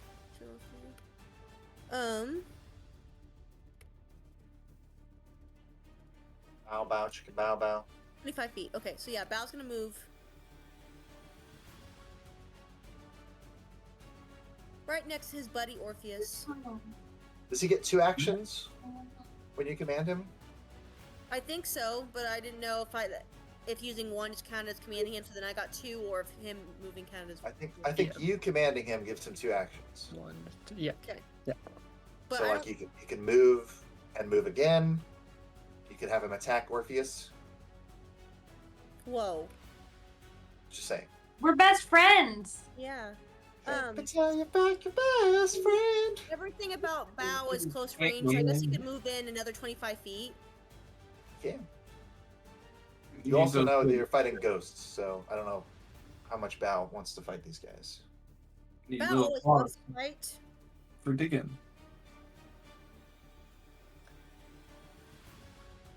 Alright, Fujitsu. You want me to move him for you? Yeah, that'd be great. Oh my god. Bow is running away! He's fleeing the battle! Bow has forsaken us all! Alright, 25 feet. I hope that later in this campaign we learn that Bow is the what's the word I'm looking for? Arbiter of, Fate? He's like more powerful than the gods itself. Yeah. I was kind of thinking that whenever Austin's character finally dies, he's gonna be Bow. He's just gonna play as Bow for the rest of the campaign. Yeah, you hear that? You'll be relegated to Huang's pet.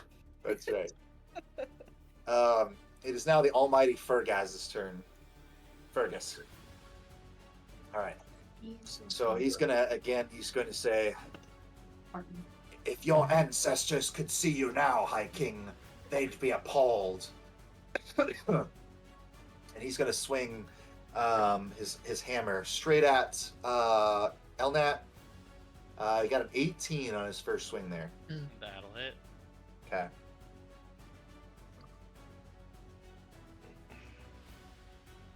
He is going to do a total of 9 points of negative energy damage.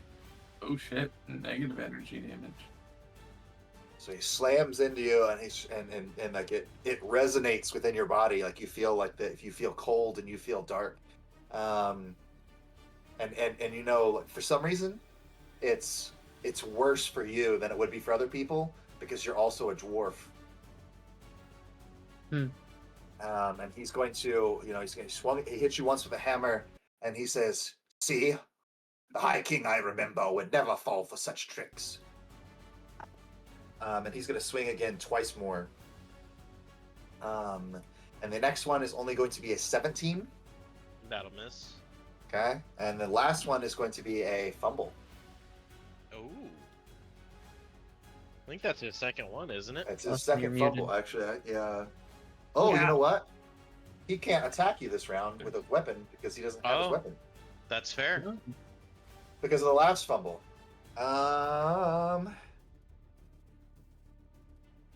Okay, that's Austin, fine. you're muted, by the way. Yeah, I don't. If you've been talking, we haven't heard I you haven't for the been last 20 talking. minutes. He said a few. Well, None of I them just- important. I just made my sly comments in the background. Nothing important. It doesn't change anything. He would have used his ranged attack instead. Okay. But I don't know. Does anybody know in this? Just range. You don't have attack of opportunity, right? Correct, I do Never mind. not.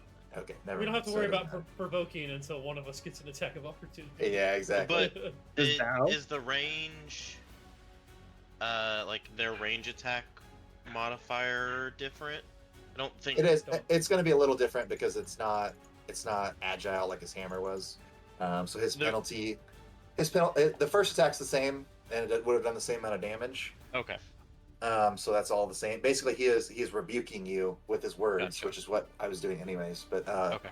so so you feel that wave of negative energy wash upon you, and then I he just doesn't didn't know try. if it was like one less on the to hit because 18 is my AC, so Yeah. that's why I was. Yeah, so he still missed with the second attack, and again he got a fumble on the third one. So, which this is a ranged attack. His back is aching from all of his attacks, so he is fatigued. So now he has the This fatigue ghost is condition. tired. Yeah, The the tired ghost. ghost. been sleeping He's- a while. He says, "I've been reprimanding younglings since early morning." Or Yoda. But it is now Karu's turn. Karu is in a little bit less danger now. He doesn't have a warrior with the flaming great axe looming over him. Thanks, Huang. Yeah, thank you. I call Well-timed back. critical hit. Extend my thanks.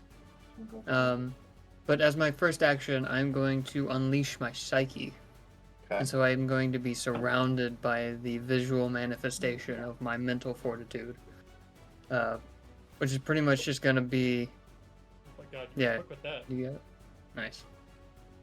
Nice. So I basically just turn into my original Venaran body with a bit more flair and gravitas. Yeah, with that, my AC goes up because I do calculate threats, which gives me a +2. What is that? It's Karu. What? He unleashed Yeah. his psyche. He unleashed his psyche to turn back to his old self. He went Oh. Super Saiyan momentarily. Yeah. He, I That's know, what like- Karu used to look like before the accident. that More or meme less. where it's like the different levels of intelligence to where it like goes into like the space brain. That's Yep. basically what he's unlocked here. So with that, I'm then going to cast Daze, amped. So it'll do a bit more than usual. Trying to daze Fergus. Mhm. Finding a ghost. All right. So daze, would that be a will save for me? Is that what you're looking for? Yes. All right. Probably should stop using this die since I've gotten so many natural ones with it. But I rolled it one more time. A little better.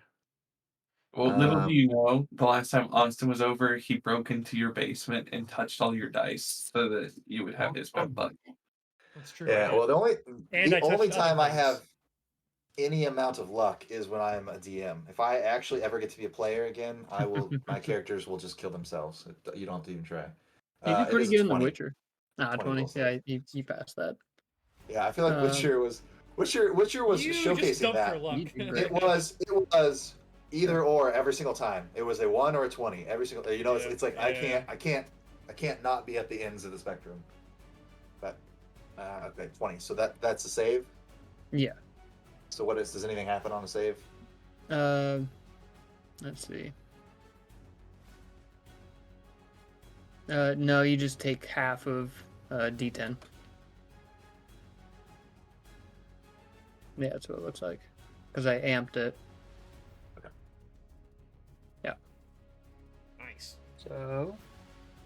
Oh yeah, this is the whole new thing. What? No, Path Builder isn't up to date. You can update. I don't know if we want to mess with that right now, Brendan, but if you go to your menu on the top left, there's a convert to remaster rules button that'll convert your character sheet to the remastered rules. Brendan? What? Should we do that? It's your call. Convert to the if you want remastered rules? to, that's fine. Yeah, if you want to, that's fine. Yeah. Okay. I just check all the things on because I don't know what is good or what isn't. That's interesting. I don't think the regular daze spell, I don't think does damage, does it? Yeah. It does your spell modifier. Oh, just like your modifier. Okay, yeah. So it just does the +4. Okay, interesting. All right. So I amped it. But so now it's 1d10 plus that, and then halves. No, it's just d10. But I'm also it's going to change once I do He's this. updating the remaster because this is the thing that GCP Skid was upset about because like the amped did something weird with the damage that made it potentially not as good. But it got fixed and remastered or something, I think. Yeah. Doesn't look like it changed anything. Yeah, I don't remember what it fixed, so I don't know how to check. So. Well, it's usually like in cantrips. Like the example I always see is telekinetic projectile. Instead of 1d6 plus your modifier, it's 2d6. And so yeah, now that I've updated it, it's changed to 2d6 instead of. So it did update that, but it did. Okay, cool. So days is the same. So I'm just gonna roll this. For 6, so 3 points of damage. Okay. It's not nothing. I think it is the first damage that Fargus has taken so far. Okay, and that's probably what, 2 actions, or does Unleash Shaiki was 1, and then 2 for days. 2 for days. So that's it. Okay. All right. So that was Caller's turn. He's mentally tormenting, trying to daze this spirit out of existence, which is incredible. I imagine that to everyone else in the room, this is completely invisible, but like to Karu, like there's like a physical battle happening where he's like blasting him with energy and stuff like that. It's just like nobody else sees it going on, but you do. You're the only one that sees these energy blasts going. I mean, now it's starting to because my psyche is unleashed, and so you're starting to see like the waves from my head and everything. Yeah, alpha waves. All right, cool. It is Angoric's turn. I'm gonna do the stereotypical cleric thing and cast heal. So I will heal Elnat and damage this guy. He gets a basic fortitude save to have it. Okay. So that's the full 3 action heal spell, right? Yeah. Maximum heal. And it is 10 healing and 10 damage, unless he has. So I imagine Angoric just T-poses, when he's doing this? He says he T-poses like Jesus on the cross. Jesus on the cross. Yeah. And says, Fulgrit, hear my prayer. Bless this dwarf and curse this dwarf ghost. My accent has changed. Let their damage be changed. Okay. It's a fortitude save? Yeah. Okay. They got a 26 on the fortitude save. They just barely passed, let me tell you. So it still takes 5 points. Okay, 5 points. That's not a critical success, is it? No. Barely. Alright. So 5 points of damage to this guy. Straight up positive energy, though.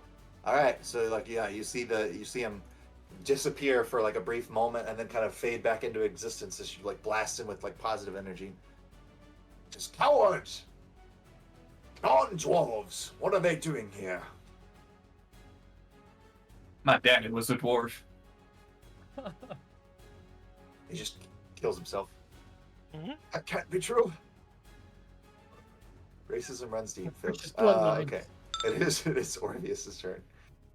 All right, I'm gonna cast Disrupt Undead again. You might have to move so you can. Oh, I do. You're right. I do. Thank you. I'd had this planned out, and then I got distracted because this is the initiative. It's very long, and this. It is.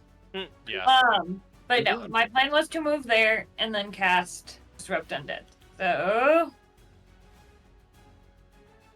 I rolled a 4. A creature has to do a Fortitude save. Okay. Yeah, it's gonna be a 25 on the Fortitude save. So it does save. That's a critical success against Orpheus. Does that matter for? It's a basic Fortitude save, so critical success means you take no damage. Yeah. He doesn't take any damage. It's because I didn't have Josh blow on my dice. Well, I would have needed to blow on Brendan's dice. That's true. Here you go. You rolled fine for the damage amount. I rolled quite high. It's all about the distribution of luck in the world. Wow, so you rolled a 19 for me and an 18 for Orpheus? Jesus. Sure did.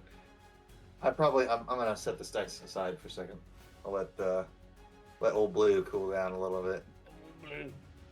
Old Blue. All right, that was Orpheus' turn. Yep. All right, that's all I got, folks. All right, Wokruun, you've got your magic axe. Can you? I do. You fell another ghost. If you want to. You want to just give up? So I was thinking about trying to 7 position. against 1. I was thinking about some sort of position to throw my spear at him because I thought that'd be fun, but I don't think I'm gonna do that because I'd have to. You don't think you're purposely gonna handicap with yourself? Yeah, I'm not. I was like, all right, I'm gonna drop the axe and then run over here and then throw it at him, but no. All right, I think I'm gonna just walk past, bow onto this side of him. Actually, this side. Is there flanking? Is flanking a thing? I assume it's a thing, right? I think it still is, yes. All right, so let's flank him, and then I still have momentum, and I already know these things' weaknesses, and since it's the same, as long as it's the same type of creature as the one before, I still get the maximum, damage or the weakness applied to my weapon. So I'm gonna walk over and I'm just gonna swing. I'm not gonna pour my chalice on my weapon again. I'll just do it this way. I'm gonna roll the same die again because obviously that's how it works. And I've rolled another fucking natural 20. Holy fuck shit stat. Oh, yeah. Nice. Oh my god. These nat ones are catching up with you. Yeah! Let's go. Okay.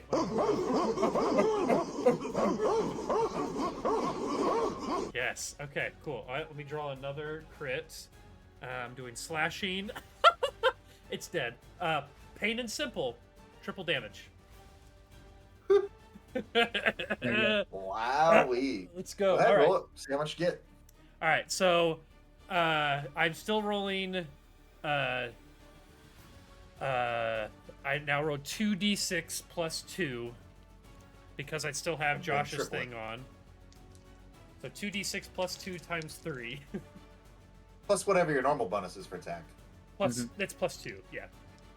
It's my normal damage is 1d6 plus 2.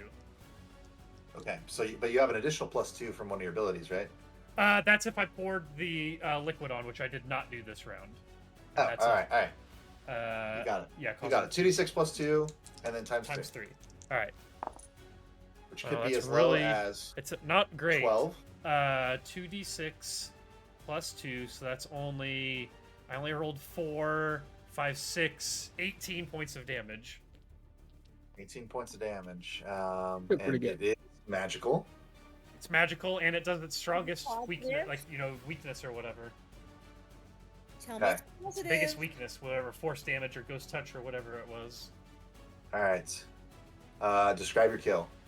All right. So with the momentum of that last swing, he kind of follows through and almost does like a full spin, let me put the cameras on, like a full spin, and then he comes back through, and now he's standing, 10 feet to the side, just doof, from like the hip up to the neck, just like a clean through the ghost. Not like it's an impressive feat to put a hatchet through a ghost all the way, but no, like how it splits the ghost as it goes through, and then that like Sea of Thieves. T-ball player hitting off a tee with all their might. Yeah, exactly. Mm. And Wokruun well, the way has you done were that moving twice was now, like too. It's how Geralt Right. moves when he has the axe equipped. Yep. It's like those big fucking. Yeah. And I've done that twice Right. now. Within 12 seconds, Wokruun is just one hit a ghost, and then one hit another ghost. You are quite the ghost vanquisher. So this guy. Oh, Josh, I rolled another natural 20. This guy vanishes without giving you any more information or backstory. He just cut off his head. He said, "Wow, okay." He was muted. It's okay, I believe. Yeah, sorry. I know we were in the middle of talking to that guy, but Wokruun was on a roll, and no one told me to stop. So Wokruun taking some. Yeah, he's I am your king. He's like, hey. Starts teabagging the air over where the ghost used to be. Yeah. He looks at everyone else. And he's like, I'm sorry.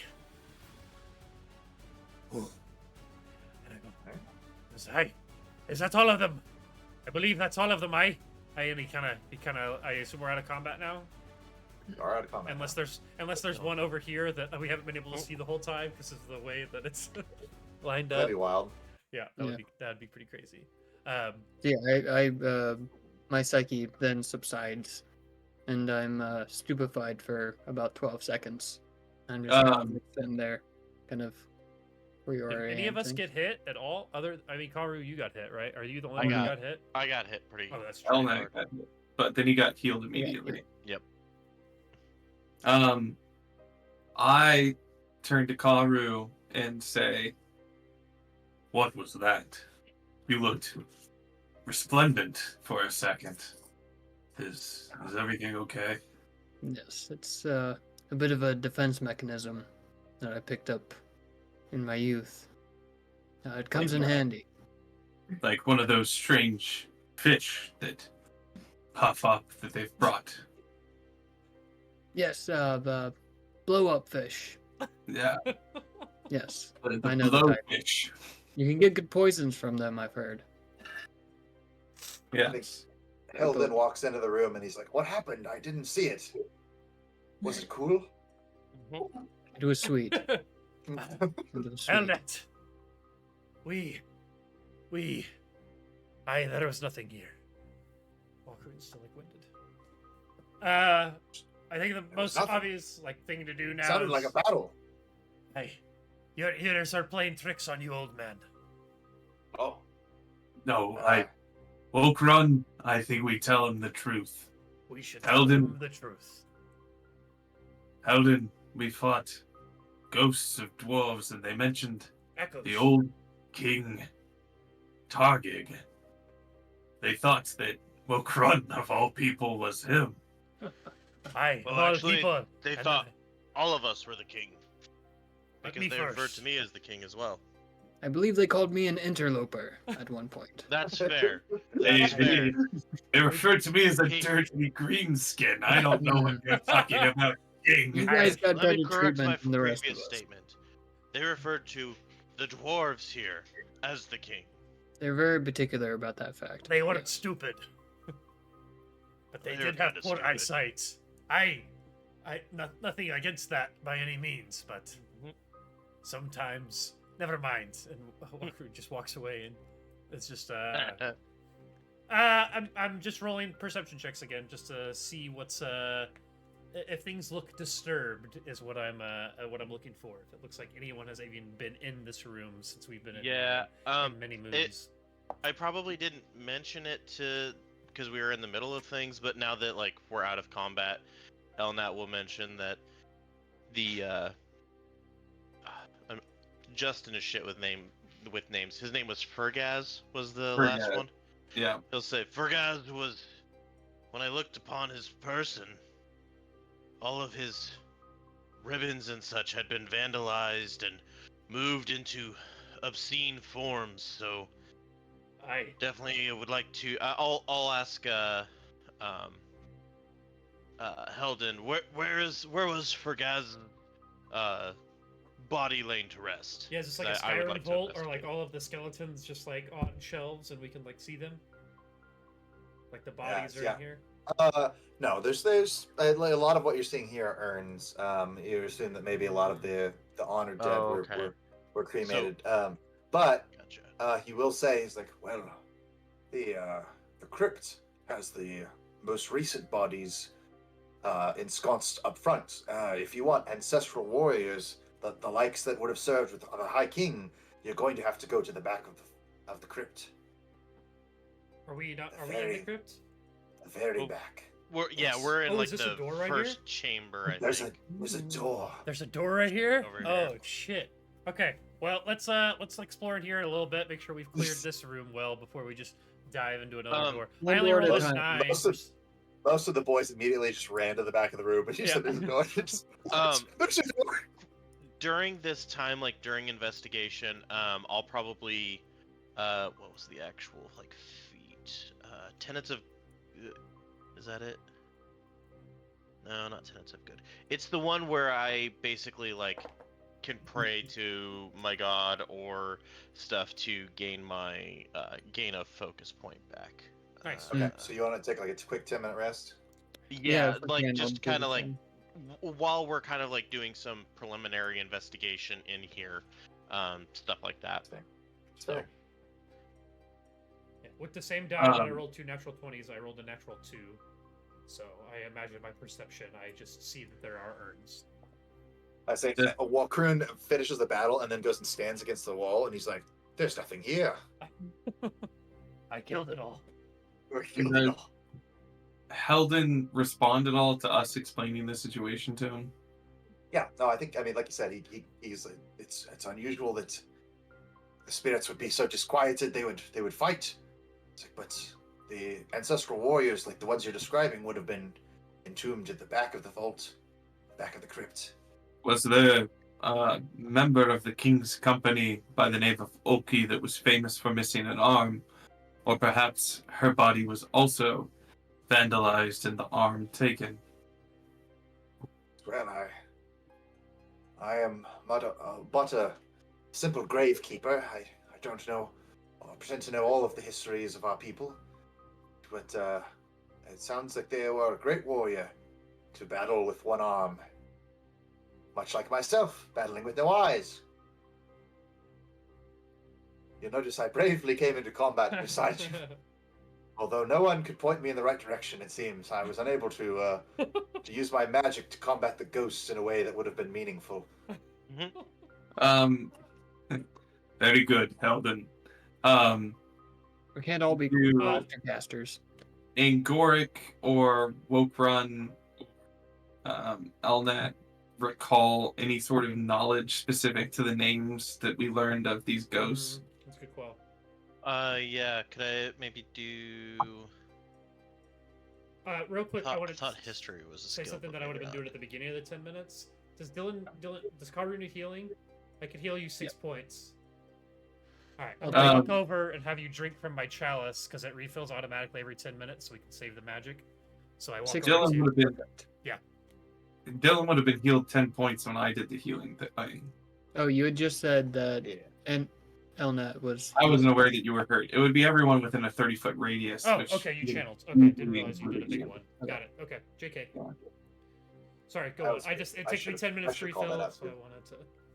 And I am also refocusing my thoughts in this 10 minutes to focus up. A lot of you guys, I imagine half of you just immediately like kneel to the floor and just rest for 10 minutes, and the other half of you is like looking around at stuff. Like they're a like, Garrett kneel though, where you're like on just 2 knees and you're just sitting there like.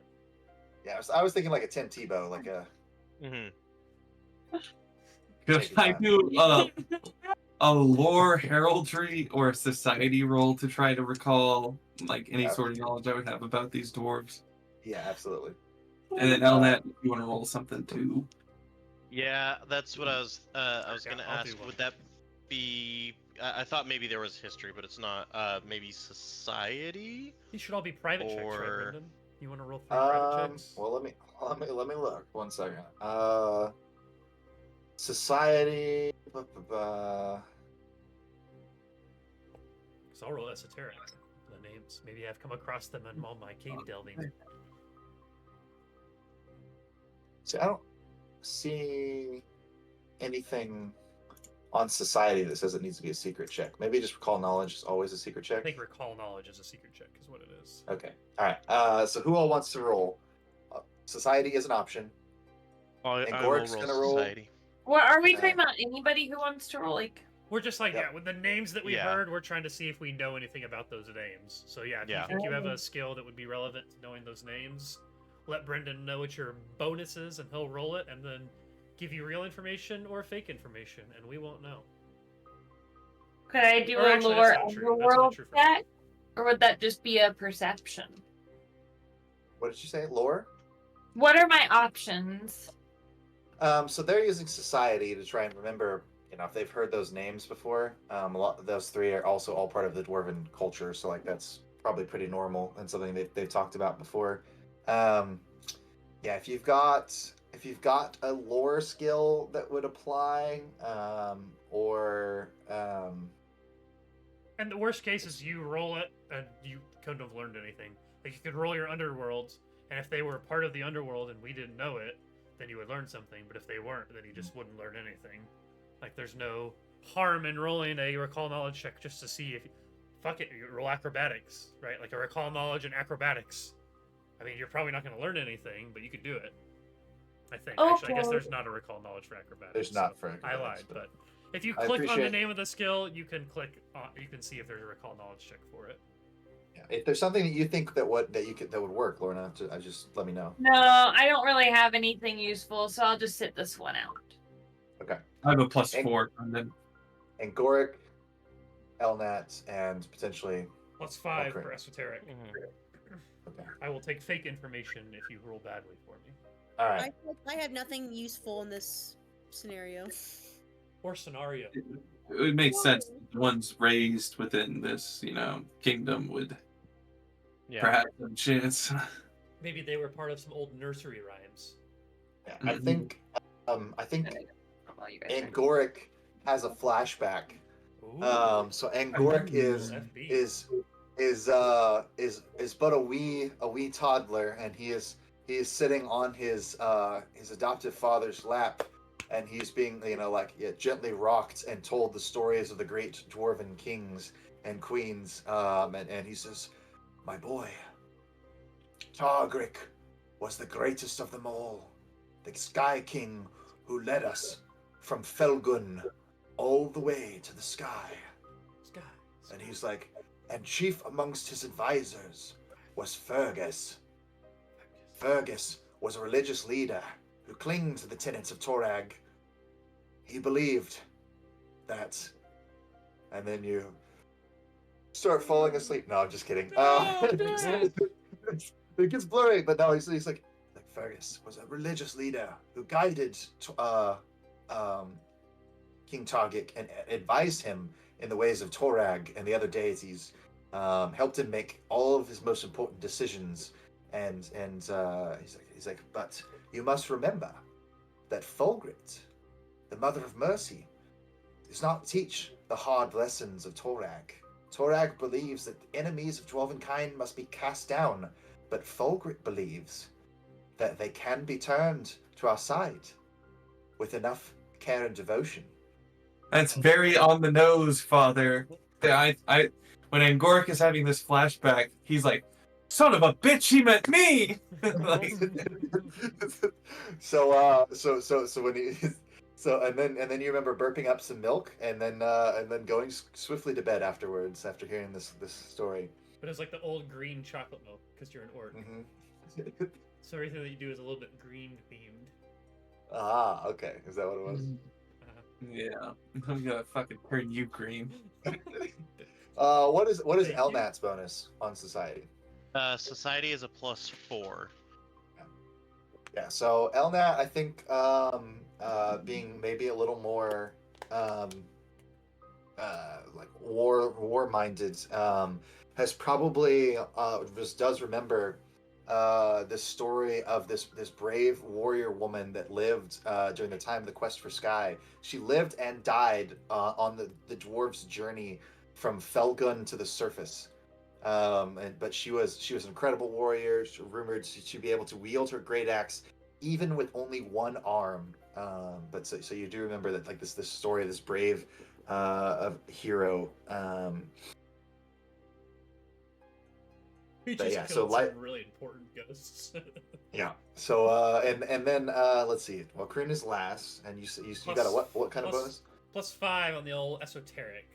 +5 on the esoteric lore. So so I think it's just like Wokruun, a general knowledge thing. Will round us out a little bit. So you do remember perhaps and this is probably, I mean, I like how all of this has turned out a lot. But I think maybe you would remember this famed historian and keeper of magical relics that went by the name of Alkisper. And this woman was rumored to be, another one of Targic's advisors. She was his personal historian. She's responsible for teaching the first members of Clan Talor some of the history of King Dargic's reign. So like she's the reason that we have most of the information that we do have about like this first era. I probably of the read dwarves. Stuff about her. Like I probably read stuff that she wrote. Exactly. Yeah, you've read the histories that have her name attributed to them at the end. I just killed the ghost of Frank Herbert. Yeah, you got one of hers at the Scholastic Book Fair. Yeah. Like you found one of the cool cover on it, so you brought it home. And, yeah. I killed her, and then I'm recovering. I'm like, shit. I was an author, an historian. Yeah. So you and so like all of this is interesting. Pretty. I mean, highly unusual. I would say for like even if I mean like it's not normal for spirits to just suddenly rise from the dead. Like even if this place had been neglected for years and like hadn't been well kept by the dwarves, this is separate from like the weird rising letters outside. Yeah, I mean, well, that's all probably kind of connected, but like it's unusual that this is happening at all. Like there's some level of mystery as to why this is happening, because and this is a world with magic and things that affect supernatural and undead and things like that. But even so, like people just springing back to life after being dead is not something that's common. There has to be a let's not look into it. We put them back to rest. We're good to go. Yeah, you avoided the haunt outside, and you came in here and killed some ghosts. You're like, yeah, it's all taken care of, Heldon. You just stay right here, and we'll take off. Okay. Well, I think after everyone has recovered as much as they want via a 10-minute rest, and we've explored this room a little bit and didn't find anything too out of place, we should prepare ourselves again. Make sure everyone is, weapons out or prepared as they want to be, and let's open this next door. Works for me. Ready. Heldon is very slowly, while you guys are taking this time to like rest and kind of recall some knowledge and things like that. He's like tracing his left hand on like the wall, so he knows he's on the outside of the crypt, and he's just walking all the way around the exterior of the room, making a mental image. And he's just like he's like, I know there's doors around here somewhere. Before we leave, I had a thought. Are there any? So I don't have any magical weapons, so like if we have to do more fighting against these things, I'm gonna be in a little trouble. Is there anything any weapons laying around? I'm not gonna take them, but I will like take them along, and then I will put them back where they were when I leave. Just trying to see if there's any potential magical weapons around. Yeah, I mean, you guys can if you take a quick look around, see if you want to detect. I'll say I'll do that while I'm while I'm praying to I'm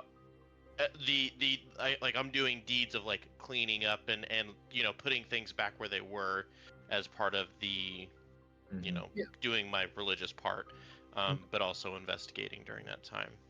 Yeah, I will say, so if you look around, it doesn't look like there's there may be some very old looking weapons kind of like interred with their owners, but it doesn't look like there's anything that seems like better steel than what you have, and there's nothing that jumps out at you as magical. Okay. You have to assume that they would probably put up those things a little bit and keep them out of the reach of like grave robbers and things like that. Do you? That was kind of what I was thinking. What you're looking for? I will mention it to the group, saying like, mentioning the unsurprisingly, my axe didn't do a damn thing against these guys. So if we have any ways of defending ourselves using magical weapons or other magics, then we'll definitely need to be using them. Just kind of put that out. I appreciate what you did during that fight.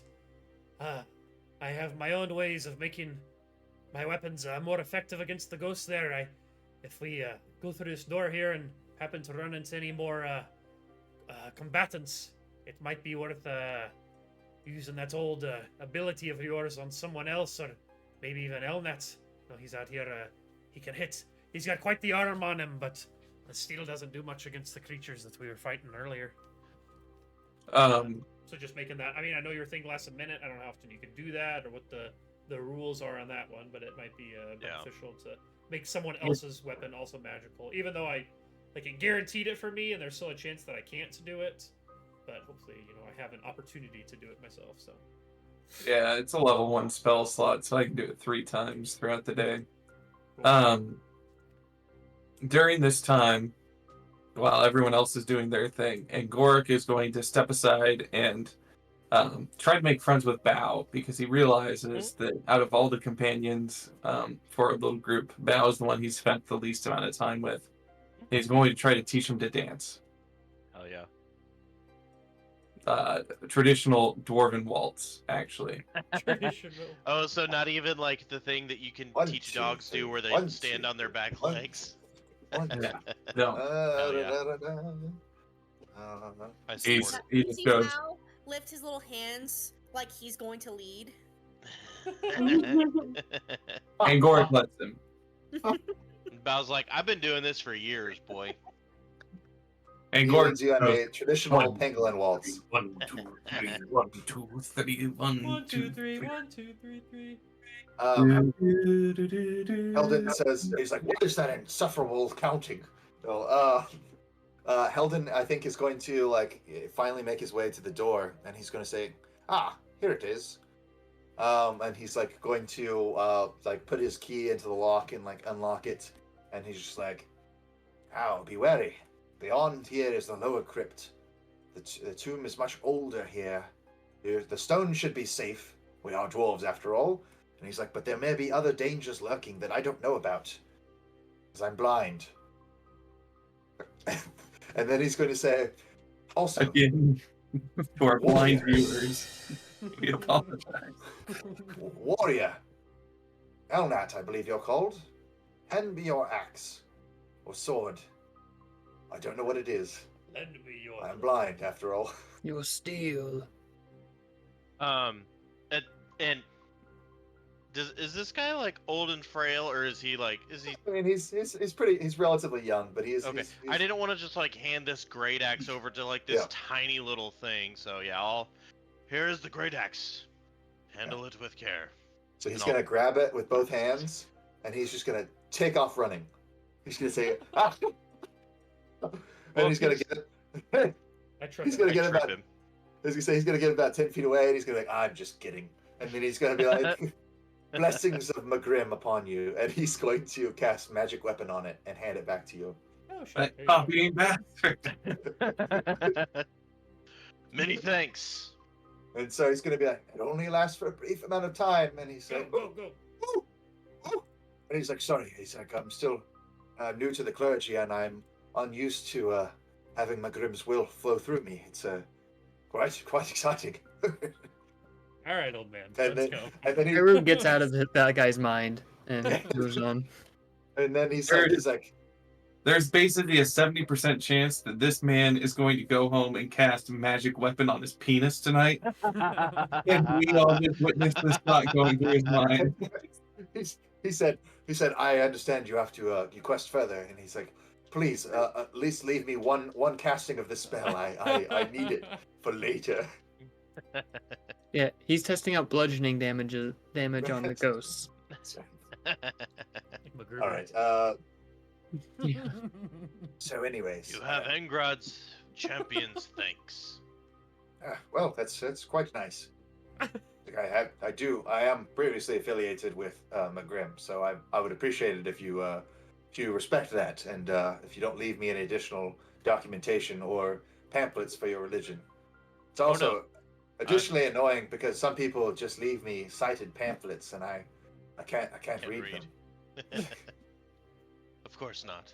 It was surprising when I got a pamphlet with the dwarven raised text on a. It's very difficult. It's very unusual to get something that I can read as a blind person in this day and age. It's like, but all right, that lasts 1 minute. Let's get this door open. Oh gosh, the spell's probably worn off by now. let me cast it for you 2 more times. Okay. What's the party order we want to walk in on? Because if Helden's casting magical weapon for us, we should probably expect some combat. Potentially, yeah. I'll go ahead and leave. Lead. I need to go ahead and leave. Bye. Bye, guys. You got it. I'm gonna leave with this Sarah, magical I weapon. want to hear what you have to say. Oh, I was gonna say Bao just walks forward and volunteers as tribute.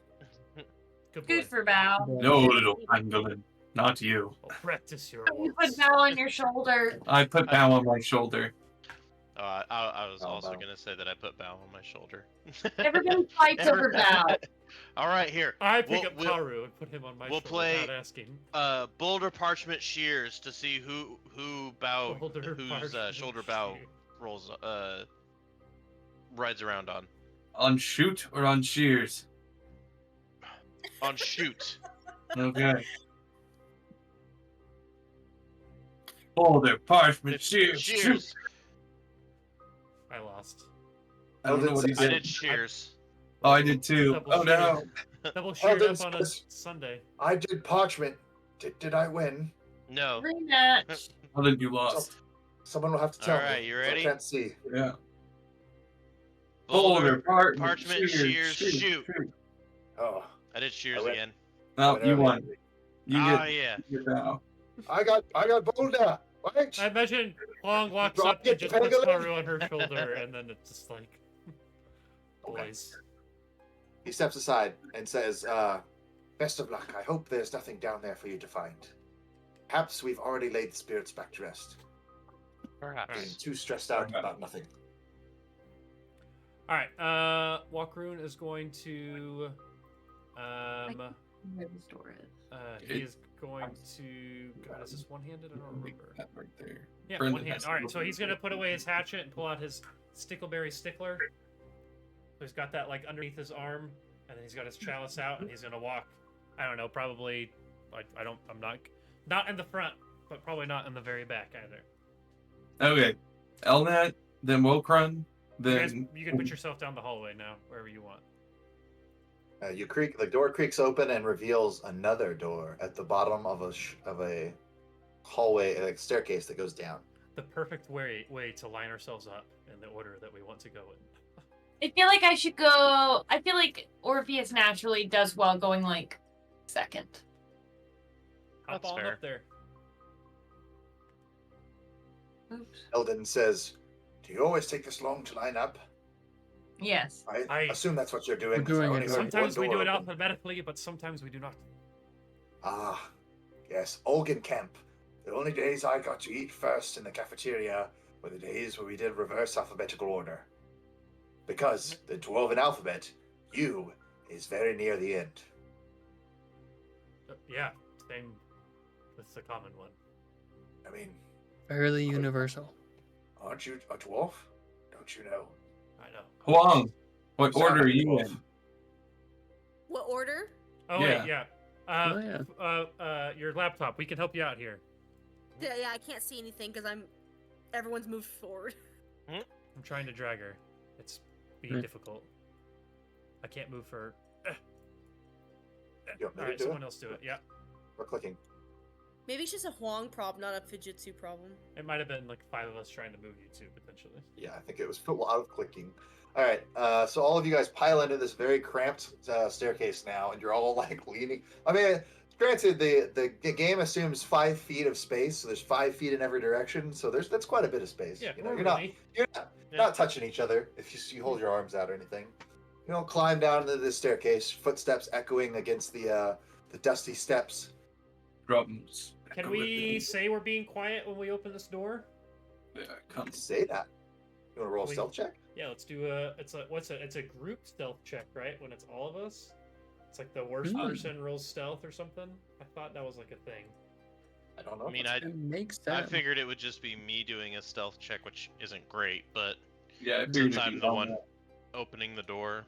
Yeah, I thought maybe I should go first then. Can we redo our order if it's whoever goes first? Because I have a +10 for stealth. Wow. Yeah, I'm fine with that. I just, since I'm a little bit more tanky, I offered to go first. Sneaking is a secret action, so I get to roll the die if that's what you want to do. Are you going to send Orpheus up front? Is that what the plan? You're going to quietly come in here? Yeah. Okay. You want to sneak and roll? I've been rolling pretty good with this die. You said you got a +10? Yeah. I guess it's like a follow the expert, maybe. That's what I'm thinking.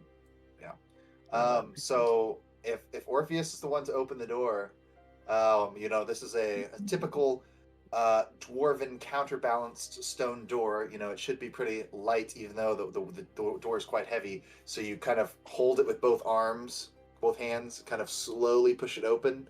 The hinges are new enough that they don't make any noise, and you get it fully open.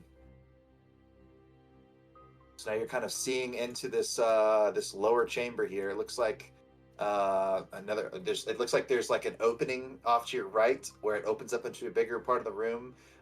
This is like a bunch of urns and funeral rites and things like in small alcoves in the walls.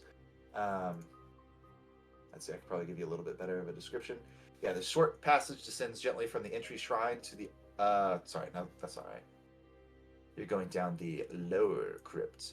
So there are niches with shelves lining almost every vertical surface of the lower crypt, which holds hundreds of these ossuaries, urns, and several sarcophagi. But there's a wider ceremonial space for services, you know, off to your right. So like you can't quite see past that right now. But it does look like right off the bat, you see like haphazard splashes of paint covering the walls and several of these mosaics and like the Vandals. Engravings and stuff in there. But yeah, there's just like splashes of like vibrantly colored paint thrown everywhere in this room. Vandalism?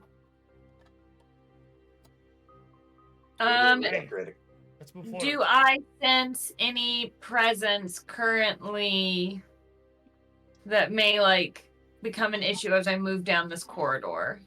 Do you want to roll perception? Yes, please.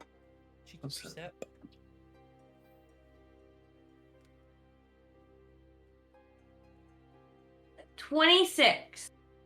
Pretty good. Let's see.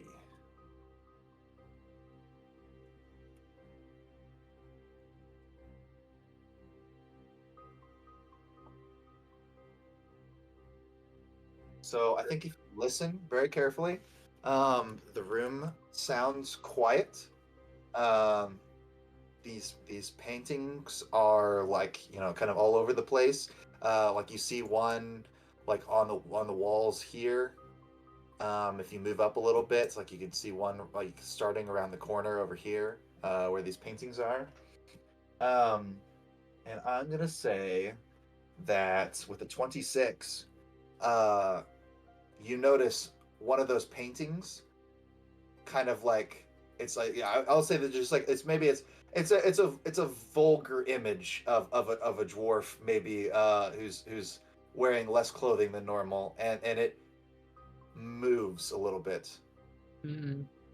Like maybe you see it like kind of like turn its head towards you and then turn its head back so that it's like it looks like it's in the same position that it was in before, but it does so very slowly and as if it thinks it's not being observed when doing so, because you were quite quiet.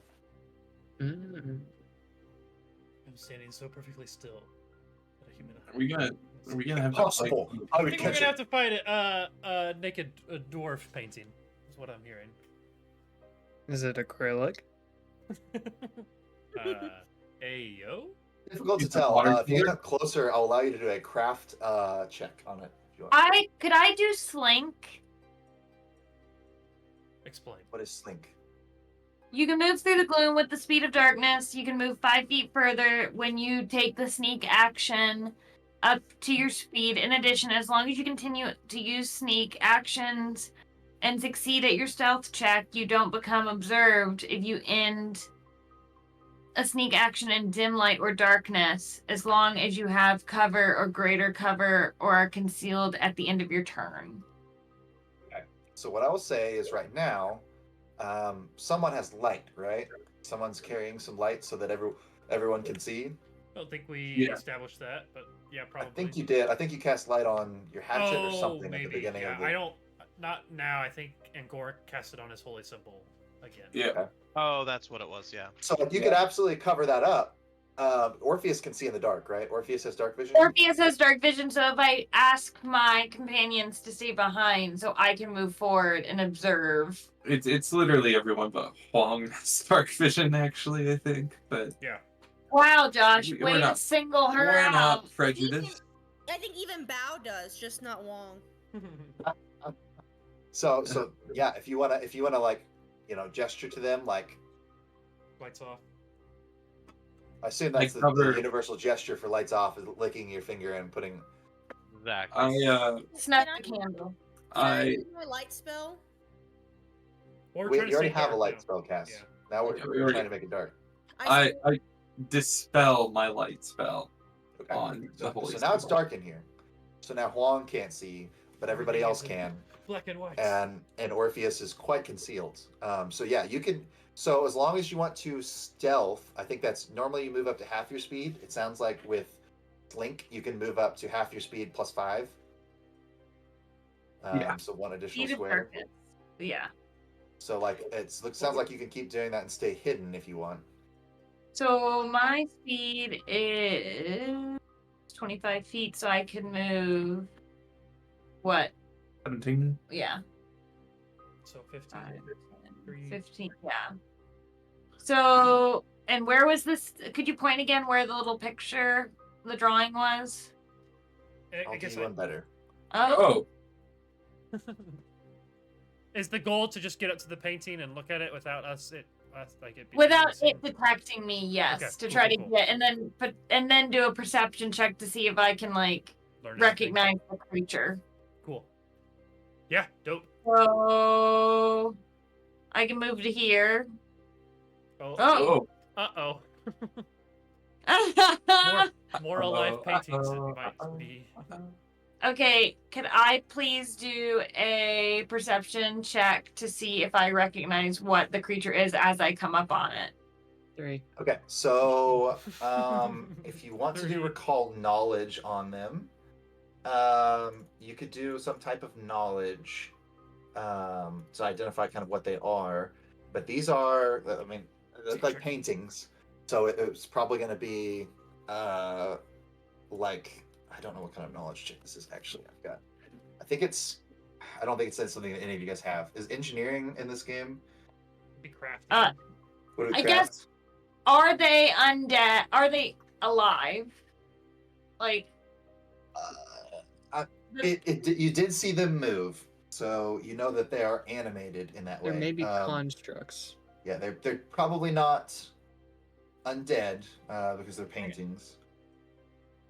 It would be Arcana or crafting to identify what these things are.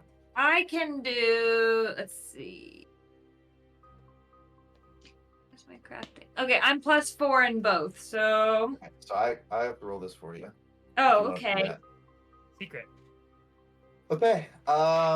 Yeah. So I'm gonna say that this is another fun thing that maybe Orpheus is familiar with from the Shadow Plane.